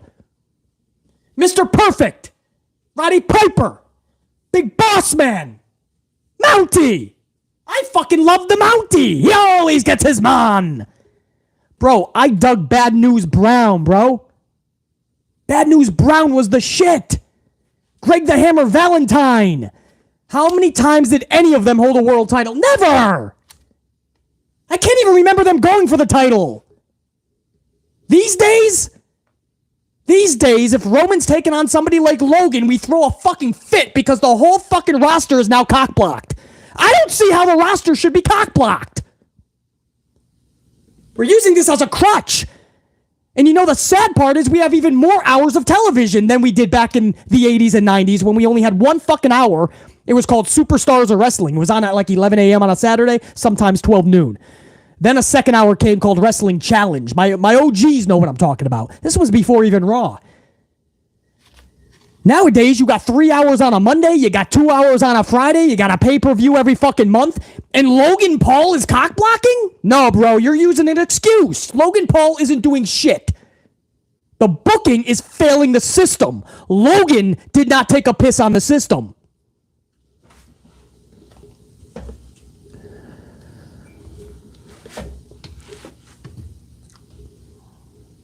Jimmy Fingers 19. Awesome discussion, though. That was a long-winded answer. Much love, Jimmy Fingers 19. Thank you for the coffees, man. Always good seeing you up in here. You fucking know that. Hollywood guy's up in this bitch, too. Hollywood guy with that coffee 5 spots says, how in the hell does Logan Paul get a shot at the belt and not AJ or Kevin or others? Now, Hollywood guy, I've already talked about this a lot, man. Everything, just ditto. Everything I just said with Jimmy Fingers 19 into my whole unit. That is why he gets the shot. Did you watch the press conference? Triple H told you why he's getting the shot. Because Triple H feels like that's the match he wants to make. He sees something. He loves the fucking sarcasm, the cockiness, the conceitedness in Logan, and he wants that match in Saudi. What Triple H says goes. And because of what happened on that podcast, that got Triple H thinking. And Logan Paul honestly believes he's going to win the title. Roman's not fucking thrilled at all. Roman is not fucking laughing. He is not entertained by this. Roman wants to smash his block off. I don't see how this hurts AJ Styles. What the heck would Styles do or Kevin Owens? Kevin Owens can't even go to Saudi. Kevin Owens does not do Saudi Arabia. He doesn't even show up. So you can't do Kevin Owens. AJ Styles just to be fed to Roman is not going to fucking work. You got to start building him up for something that is going to be a massive W on the big stage. Or A stage. I mean, Saudi Arabia, but still. I don't want to see this guy finally in a fucking storyline for 6-7 weeks and all of a sudden he gets fed. Hollywood guy. But I understand, man. This is, I'm the only podcaster that's looking at it this way. I understand. But if you really think about what I'm saying, even if you disagree, if you just listen to my words, you're like, well, BC does have fucking points here, man. There is a lot of positives, and this isn't going to hurt that roster as much as I thought, because it's not. If you cannot book the roster in a prestigious way that we give a fuck about, that is not Logan Paul's fault. And let me tell you this. If Logan Paul having a match at Crown Jewel with the champ is cock-blocking the entire roster, then WWE is in a lot more trouble than we originally thought. You cannot blame Logan Paul for this, guys. JR9 Gaming. JR9 with that 5 spot says Kross had an alter ego called the White Rabbit in Lucha Underground, but it looked Fiend-esque last night, and Kross doesn't need a presentation change. That's right, brother. So that could have been for Kross, though, because like I said, you saw the lyrics where it says, and then they fall, or something like that. Well, that's all. That's kind of Karrion Kross, too. So good fucking memory there, JR9. I like to hold out hope for my boy The Fiend, though, Bray Wyatt. But good fucking call there, JR9. I totally forgot about that. And the lyrics of the song could easily go for Kross. But you're right. I'm thinking Fiend-esque. Especially with the light. I don't know, JR9, but Triple H does shit like that. Bray does shit like that. You know, you just had a commercial break in Anaheim, and it got everybody talking. Exactly what H likes to do. JR9, salute. Good call. Gruss512 with a 5 spot. Gruss512 says, hey, BC, I don't see Liv losing the title. I see Shayna interfering, costing Ronda, and starting a feud with her. Damn! Gruss512, bro. Gruss512 is thinking Shayna does interfere, like BC said, but she does not help Ronda. She takes out Ronda. So, Gruss, I don't know if you're still up in the chat, but wouldn't that mean that now Ronda would be a face? Because the heel is taking her out. So wouldn't Ronda kind of come out of this as a face? Or would Shayna get the face pop because she's taking out Ronda?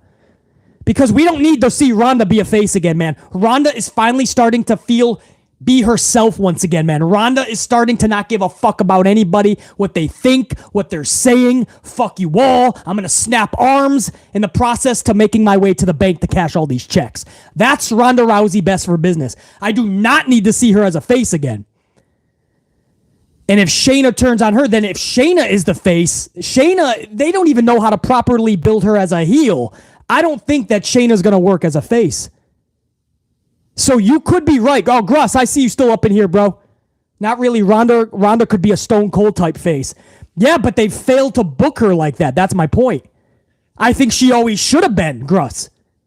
But because they did not book her that way, they booked her like a fucking clown, going out and smiling and shit. Promos were half-assed because she had so much material to try to remember. And before you knew it, one of the baddest women on the planet seemed like one of the fucking most mid women on the planet. And that's bad, man. So are you telling me that if she goes back face, now Triple H will do it the right way? Then I'm on board. If not, she needs to be a diabolical fucking heel, snapping everybody's arms in the process on her way to the bank. Because I don't see how Shayna... But you could be right, man. Every week, Ronda is trying to tell Shayna... And you can't tell if Shayna is like... listening to Ronda and knowing she needs a change, or is she listening to Ronda and going, oh, I'll show you, bitch. I'm going to take you the fuck out. You're right, Gruss. Ronda versus Shayna would definitely work. At live events, Gruss, they've been in a tag team. That's why I say something seems to be in the works. It looks like they're going to put Shayna with Ronda a lot. I don't need to see them in a tag team every week, but at live events, Shayna and Ronda have been a tag team. Usually they use live events for feelers. You know, they like to feel out how everything is going, and then they want to see if they want to make it long term. We'll see, though, man. Gruss, either way, I think we both are in agreement. I think we know that Shayna is going to get involved somehow. And storyline-wise, it makes sense because Liv just took her out. Chubless the Bear! Just showing that love. Chubless the Bear. Haven't seen you up in the chat in a while, man. Glad you could catch this Saturday evening stream with just a half an hour of fucking notice. And to the 250 nearly, man. We're about to hit 250 on the ups. I appreciate that, guys. Let's smash that on our way to 300. Chubless the Bear. Always good seeing you up in here, man. Much love and respect right back to you, by the way. But you know that. There was some more. I got to get it on the screen. Hold on, guys. There was a few more. Jimmy Fingers 19 back up in this bitch with a 1019 says, this is why the amp unit is the place to be. We can disagree and nobody throws a hissy fit or gets told to leave by the host. A lot of you know what I mean. We discuss. I appreciate you, brah. Oh, Jimmy Fingers 19. Much love, bro. That's why I ask you, man, when you say son, I love the Discord. I love the discourse. I love the conversation. Only disrespect will get you booted. When people are disrespectful on this channel, that's the only way you get booted, never to return.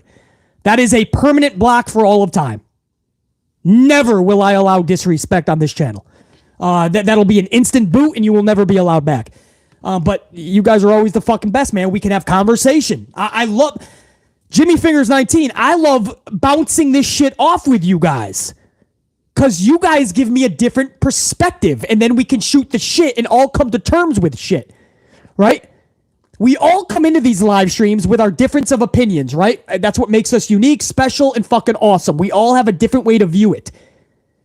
But we all know what's right and wrong too, right? Sometimes we have to put our likes and our dislikes to the side. We have to be on the same page to help the fucking industry, right?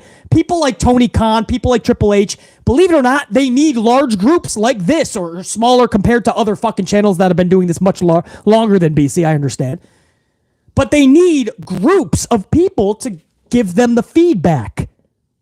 They need people like us, pockets of fans that are giving them that feedback. So that's why I say that we need to drop facts so we can all be on the same page. Have our difference of opinions, but know what is right and wrong because it's going to help the companies. That's what I love. I know that was a long answer there, man. But that's why I love to like ask you guys questions and get your disagreements live. Because we can try to fucking... We can fucking come together and help. 10 years. Pro wrestling has been pretty rough. It's starting to look better, man. Triple H taking over. There was new momentum. AEW pulled a good rating on Wednesday. And it's no surprise that it's a lot of the shit that we've been saying for years finally being done. We were right the whole time, man. You know, we were right. Everybody that goes, oh, but you see, just bitches and complains for the last 5 years. Everything I said ended up being right. They implemented it for fucking 5 years. We fucking said Roman needs to turn heel because it's going to be better for him, the company, and us. Guess what happened? He turned heel. It was better for him, the company, and us. I know now everyone doesn't like him with 2 belts as one, but still, this is old school pro wrestling, what it should be. A dominant motherfucker. Like, you have a champion that you truly don't know. How is he ever going to lose the fucking title? We used to have that back in the day with Bruno Sammartino and Hulk Hogan and Bob Backlund and Pedro Morales. Anyway. Jimmy Fingers 19. Fuck yeah, man. That's why, Jimmy Fingers. That's why I loved your earlier comment, man. Because I wanted to ask you back because we needed to come to the conclusion of, is this really hurting the roster? No, Logan Paul. And if Logan Paul having a title match against Roman is hurting the roster, then there's a lot more fucking issues in that company, and Logan Paul is not the issue. If you're telling me that Logan Paul is single-handedly cock-blocking the roster from being relevant, that sounds like there's a lot more problems. Jimmy Fingers 19, much love and appreciation, as I already told you a million fucking times, but it's people like you, Jimmy Fingers, that make this fun, that we can have this conversation. You know? Some people get fucking... some people, Jimmy Fingers, they can't have this conversation. You know? BC doesn't agree with them, and they start throwing a hissy, but what the fuck you talking about? Fuck you, Beasley! This guy's stupid right here, man. Fuck Beasley, man. He doesn't know what he's talking about. Logan Paul and Roman, fuck this. Well, if you're hearing me out, I'm not ain't no fucking stupid people allowed, motherfucker. Not on this channel. Jimmy Fingers 19. Derek Fleming Jr. 199. Finished Cobra Kai yet? Let's talk about it. LOL. Not yet, Derek Fleming. I'm in the second or third episode. The poor guy's furniture store just got fucking lit ablaze, man. And that dude, Silver, told all of them. He said, "You're playing with fire."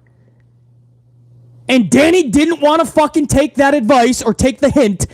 And he got that poor dude's furniture store lit up ablaze. I feel so bad for that guy. That's where I left off, Derek Fleming Jr. I'll finish it up in the next few. I don't have a lot of time to watch TV. You know that. All my free time goes to this channel and you guys.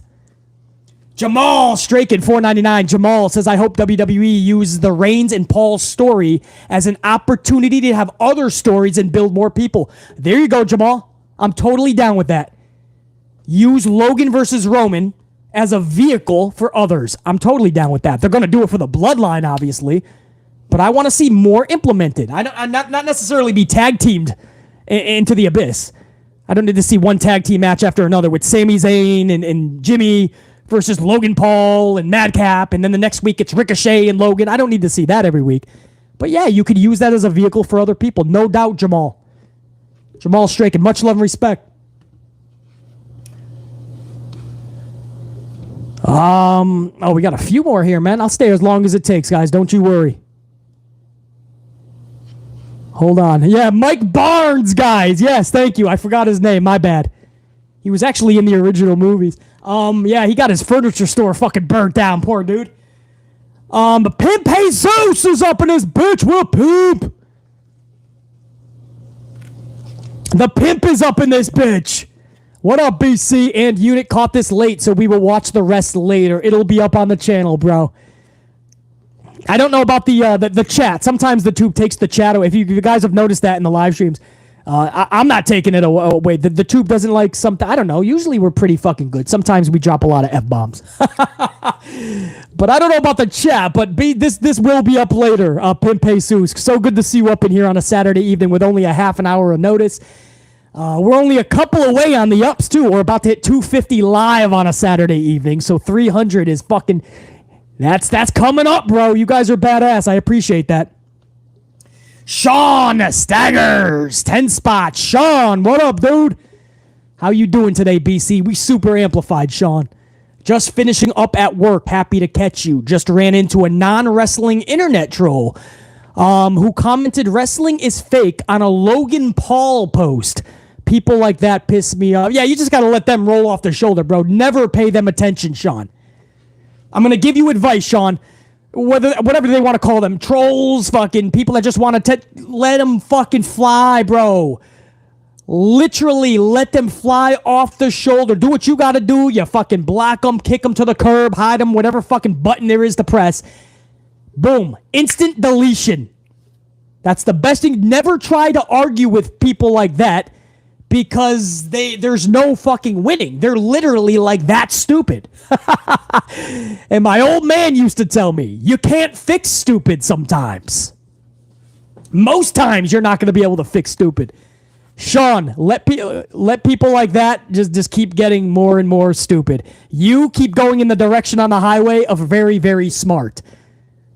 And I promise you, when it's all said and done, you're going to be in a much better spot, bro. When you don't pay attention to little fuckwads like that.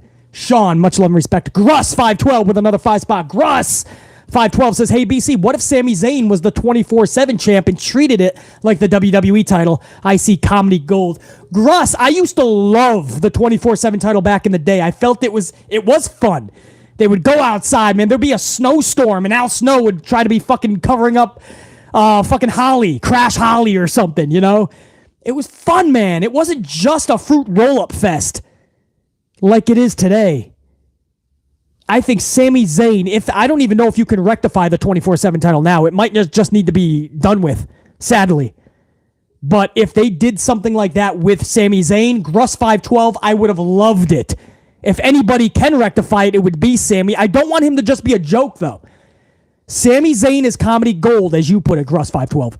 But he's so much more than just comedic. He's such a good wrestler, and he deserves a lot in the future. But I'm okay with it. I just don't know how you can rectify that fucking title anymore today. I mean, Dana Brooke, Ninja Tozawa, R-Truth, the Catering Crusaders. It's been fucking ruined. I don't know how you unravel the damage that has been done. And DB is going to end this motherfucker off. DB's up in this bitch on a Saturday evening. Fuck yeah, man. DB with that 10 spot says, I'm fine with Logan versus Roman. Anyone else is just a rematch. WWE backed themselves into a corner having Roman run through the roster. Plus, in my opinion, everyone is just tired of Roman. Yeah, that's what a lot of people are saying, DB. I'm not. I love this type of character. I've said for years that we need somebody that's just a dominant champ. Championships need to feel relevant. And Roman has made that the case. I mean, I'm used to people back in the day like the Backlunds, the Moraleses, the Hulk Hogans, the San Martinos.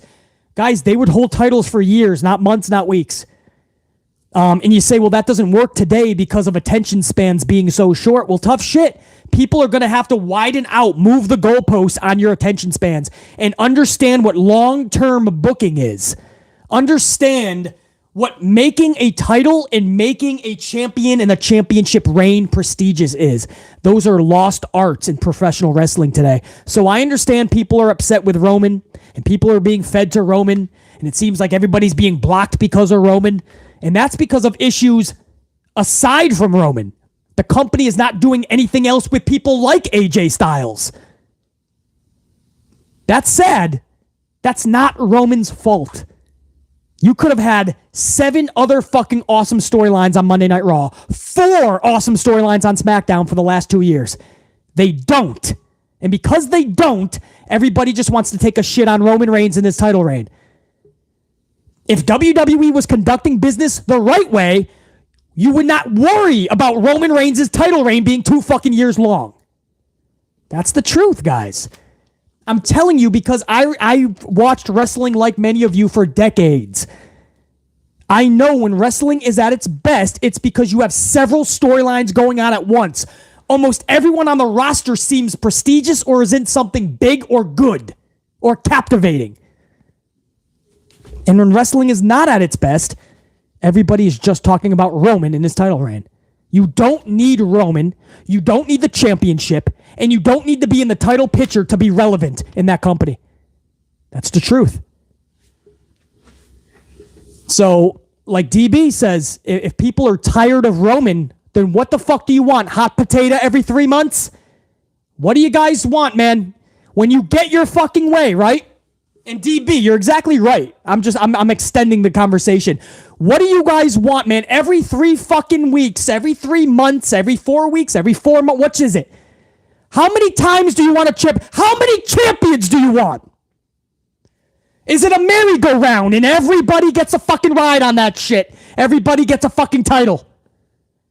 I've seen podcasters literally, they would book the next year to 2 years in wrestling. They would name out the next 6 champions. They'd be like, wrestler A should drop it at this pay-per-view, and then wrestler B is going to pick it up from him, and then wrestler C will come back from injury, take it from wrestler B. Wrestler A will then get it back from wrestler B, and then when it's all said and done, wrestler D should end up with the title. I'm like, what the fuck are you talking about? What the shit? You just booked 7 champions in fucking a year and a half. That's not pro wrestling. It's not. I don't care if it's 2022 or fucking 1992. These are fucking championships. Say what you want about Roman. The guy is a legit fucking champ. When he comes through that curtain and he's holding that fucking gold, you know you're witnessing something special. You may not like him. You may not like the scenario or the situations. That guy is the legit chief of that fucking company right now.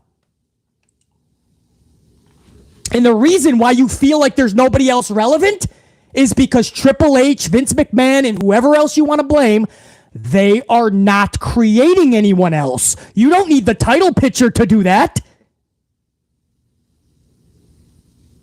How many times do I have to say the names? Roddy Piper, Mr. Perfect, Big Boss Man, Bad News Brown, Greg Valentine, Honky Tonk Man. These people never sniffed championships. Undertaker barely got titles till he turned into the American Badass. People were relevant because they were in shit that was prestigious. They were in storylines that captivated you, and they would bounce from one story to another epic storyline, to another epic storyline.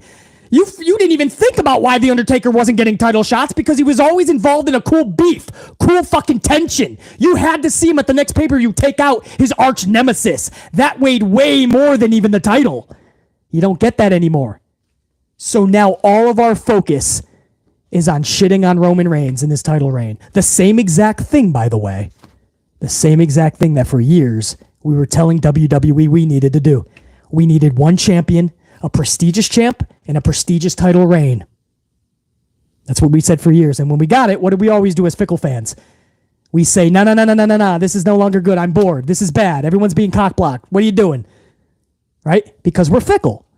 That's what we are today in 2022. We just were on to the next. We get what we want, and we're on to the next. Liv Morgan. We were all on board with her getting a title reign. All of a sudden, Liv Morgan sucks. Liv Morgan doesn't cut it. Liv Morgan doesn't have what it takes to be champ. Liv Morgan shouldn't be champ. What the fuck? Where was all this a few months ago?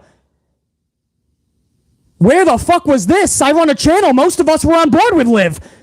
Liv Morgan has been putting on a career year the last 12 months. Liv Morgan has produced her best fucking year to date.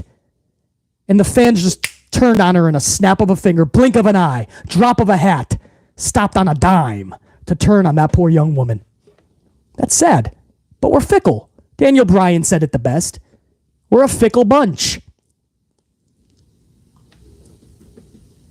I don't like people being fed to anybody, but if you're going to blame Roman Reigns for the reason why there's no legit stars in WWE, you are absolutely wrong. That's not a difference of opinion. You are wrong if you think Roman Reigns is the reason there's no stars in WWE. If you think Logan Paul getting a title match at Crown Jewel is cock-blocking an entire roster of nearly 100 men, you're wrong. DB, awesome conversation. I appreciate the super.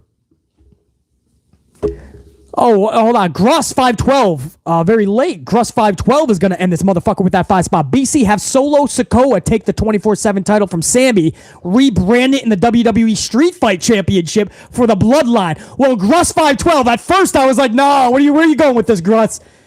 Gruss is like, have Solo take the 24/7 title. I'm like, Gruss, no, bro, you lost me. But I like that idea, man. If Solo's going to make that like a street fight championship, even if it doesn't get defended, it's like the FTW championship in AEW. It's not looked at as necessarily prestigious, but the FTW championship, fuck the world championship that Taz created, it's still fun as fuck, and it does have meaning and prestige to a lot of us. Solo Sikoa could do something like that, and I promise you it would be more relevant than the 24/7 title. So Gruss 512, I'm actually on board with that. Carlos Ray late in this bitch. What up, dude? Carlos, man, I hope you caught most of this. We've had a fun stream, man, for the last 2 hours. Carlos with that 10 spot says, hey, brother, got here late, but sounds like I missed a good one. I'll watch it as soon as you're done. Much love for you and the chat. Salute. Carlos! Go back and watch, man. We had a lot of fun. We dropped a lot of fucking facts, and we had some damn good conversation, man. A lot of us are in the middle with this Logan Paul Roman thing. A lot of us are just on one side or the other or in the middle. I just hope that we had more meaningful conversation. Even if you're not on board, I hope people no longer have a temper tantrum. This is not that big of a deal, believe it or not. And trust me, on this channel, BC tells you when there's a big deal in WWE, that's just bad. Logan Paul is not that bad when you break it down. Nobody actually gets hurt from this. The roster is actually going to get helped by this. They're going to get a breather, Carlos. Appreciate that, Carlos, but you're not the last one either, man. Strict Tango came up in here with that 2 spot. Strict Tango says TK, Tony Khan, should either use brand split or let go of a few stars. A few meaning a lot, Strict Tango. Tony Khan has more than 100 men on his roster, not even including the women, just the men. Over 100 on his roster. Now, even if you say he's going to split that in half and go to ROH, half of them. ROH doesn't need 50 fucking guys. ROH is only going to get a 1-hour TV deal from what we're hearing, not 2 hours from jump. I don't think they need 50 or 60 people from the jump. And not just that, but it wouldn't be just 50 and 60. It wouldn't be 50 to 60 clean from AEW. A lot of them would go over, and then Tony Khan would bring new people, 10 to 20 more people into ROH. So then you're going to have a roster of 75 to 80. So, Strict Tango, I definitely agree with that, bro. Absolutely agree. I've said that for months, dude. And as far as well, hold on. Either use brand split. So yeah, you're saying so Rampage would be a separate brand. Would it be as fucked up as WWE's where there really is no brand split? SmackDown could just go over to Raw. Raw could go over to SmackDown. It's a fucking clusterfuck.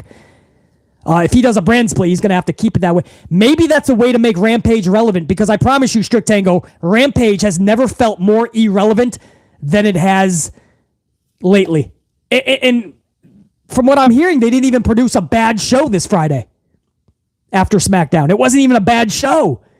It just doesn't feel like it's must see. There's not a connection, right? So you're watching what you think is a good show, or it should be anyway in your mind, but you're also wondering why you're not feeling like there was more of a connection, like you weren't feeling emotion when you watched it. Well, that's why, guys. It's not must see TV. It's taped. Let's not act like this is live every Friday night. There's a lot of reasons, man. You can clearly tell it doesn't even feel like a B show. It feels like a D show to Dynamite. Oh, was it boring, Jar9? Oh, I know. Some people were saying it was a good show. I didn't catch it. I had business right after SmackDown, so I didn't even catch it. I just heard about Wardlow and Samoa Joe, and I'm like, what are we doing, man? What are we doing with Wardlow? Grand Slam, he gets another fucking tag match? When is he going to fucking defend his championship? And it shouldn't be against Samoa Joe because Samoa Joe is too injury prone and Wardlow is going to literally injure him right out of wrestling. I want to see Samoa Joe get broken in half on live TV. Then again, if it's on Rampage, it won't be live. Oh, so Rampage was boring, nothing special. All right. Well, either way, it's never felt so irrelevant, and there you go. You guys are just fucking confirming that. So maybe the brand split strict tango would fucking help out. I don't know. Hold on. There was a couple more, too. Oh, there was a lot more. Hold on. Oh, hold on. I don't care how long it takes, man. I'll stick with you guys, man. We still got a couple hundred lives, too, man. Just going over the super chats. I'll fucking stay as long as it takes, even though I got shit to do. WWE, AEW Marvel fan. Been a while since I saw you up in the chat. Good to see you up in here. I am actually looking forward to the Logan and Roman match. It's good for Roman, and it's good for the talent in the locker room. No one is being fed, and it's a win for everyone. WWE, AEW Marvel fan, that's my words exactly for the last 2 hours. So I'm putting an exclamation point on that super chat. There's no argument. I agree with every fucking word there. William F., my tried and true man. Always good seeing William F. up in this bitch. Later, BC. Enjoy the rest of the weekend. William F. Much love and respect to you, man. Round of applause for William F. Hopefully all is good on your weekend, man. Crush it out. Good to see you up in here. And I appreciate the coffees. DB with that 5 spot. DB says also with Samoa, Punk, and I'll throw in the Hardys with the Jeff's issues being injured, is it time for them to call it a career? Jeff Hardy should not return to a pro wrestling ring for a very long time, man. Find happiness. Really find it. Not for a few months, not for a fucking full year, and then you go back to what you always do. Really find yourself, man. You don't need the money. There's no reason to get your body into that ring, fuck up your body even more getting older, and then feeling like you have to use more alcohol and drugs. There's no reason to fuck up your body, man. Find happiness. Wrestling is helping to terrorize Jeff Hardy. He doesn't need that shit. I absolutely believe he should, but I can't say what anyone should do with their life or career. But if I'm Jeff Hardy, I'm seeing a common denominator of me fucking up. And wrestling has a big part of it, man. Your body is getting fucked up. And Tony Khan just let him do one fucking crazy move after another every show, fucking himself up even more. Before that incident, you remember Jeff Hardy was hurt? Remember that, guys? Jeff Hardy was hurt, and all of a sudden he was in a match the next week, like a ladder match, and Tony Khan had him flying off the top of the ladder. The fuck do you think he's going to do? He's going to self-medicate. Samoa Joe is another one. He's getting injured every 3 months, and he's out for fucking 6. Or every 3 weeks he gets injured, and he's out for 3 months. So DB and CM Punk is just getting hurt left and right, too. CM Punk never had the body anyway. So CM Punk was always kind of brittle. What he had going for him, he was still young enough. Now that he's getting older, with that body type, CM Punk is going to be broken in half left and right. I'm surprised he wasn't broken in half during the Wardlow match many months ago. But no, he bounced up to his feet after 10 Wardlow bombs, 8, 9, whatever, and he fucking rolls up Wardlow. Yes, DB. You can't tell somebody to do with their career in life, but I mean, if it's up to me and if I'm a good friend of these people, we're having a chat over coffee, I'm probably telling each one of them, dude, you ever think about maybe hanging it up? Because you're getting fucked up. You're letting this wrestling thing fuck you up. DB, that's a hard yes. Gruss 512. I got you with Sola Sikoa 24/7. I already went over that. For sure. Ashley Steggles 179. Ashley says, Sasha, get ready to hit that music. She's Redis. She's acting like she's reading the last chapters in that fucking book. 675 Shades of Grey, whatever the fuck she's reading. She's ready, Ashley. She's ready on my command. On the amp unit's command.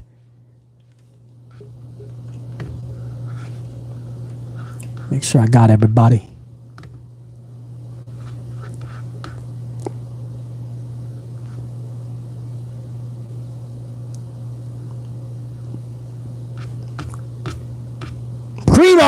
Primo Cologne 179.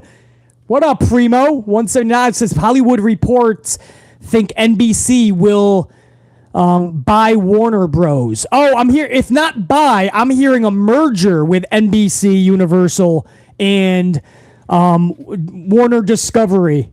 Yeah, that is actually a true story. We don't know if it's like a confirmed report that they're in negotiation, but it is a true story. Again, I got a lot of screens up, man. I got a phone right next to the camera. I got a bigger screen right next to the camera. So if you guys are hearing noises, man, I apologize, man. I got phones and shit going off too. I got 4 screens actually. So all apologies if you guys are hearing things. But yeah, it is a true story that there's talks. We don't know if that's negotiation though. Talks and negotiations are two different things. Initial talks are just feeling out. Negotiation, that's when you're like, dude, you're talking business now. But we are hearing that, yeah, NBC Universal had feelers out for Discovery Warner and vice versa. So, dude, that's huge because obviously AEW is linked up with Warner Discovery. WWE is linked up with NBC Universal. Could you imagine Triple H and Tony Khan having to do business together?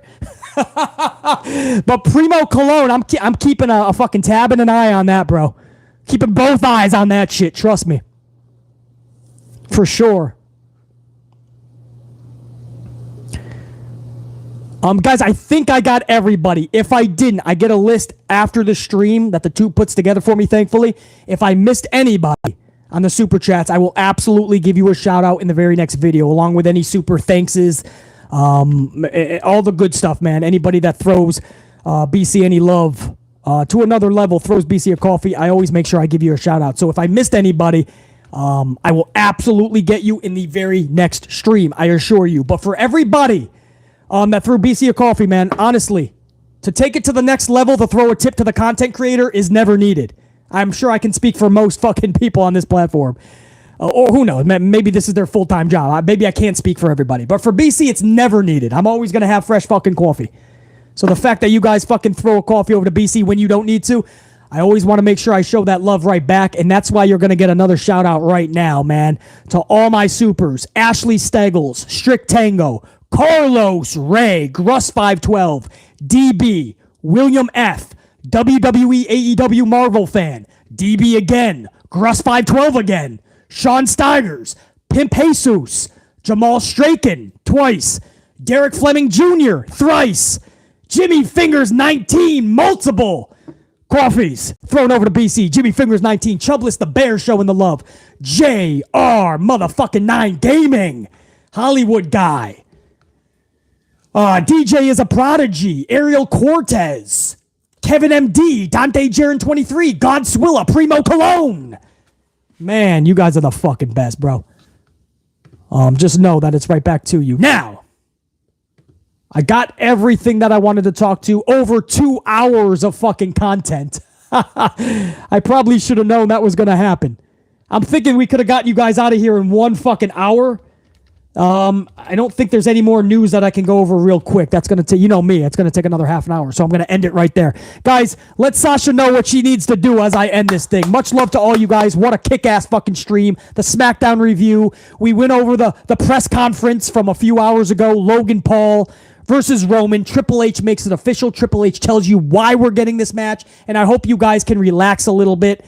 It's not that big of a deal. It's Crown Jewel. Nobody is being cock-blocked by this match. I promise you.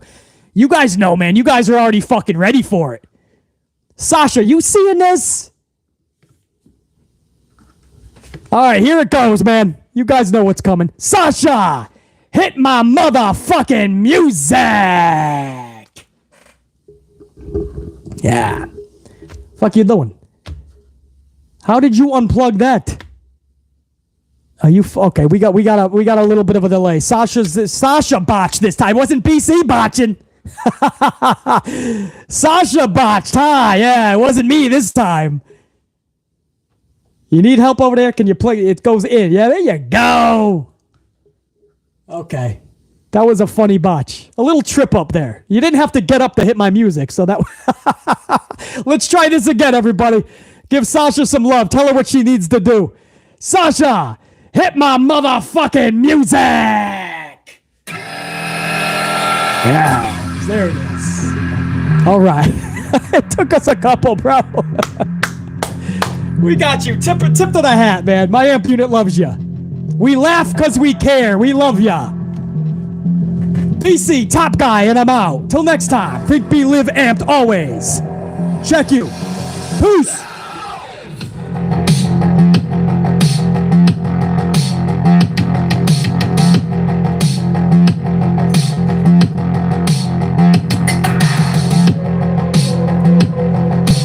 Yo!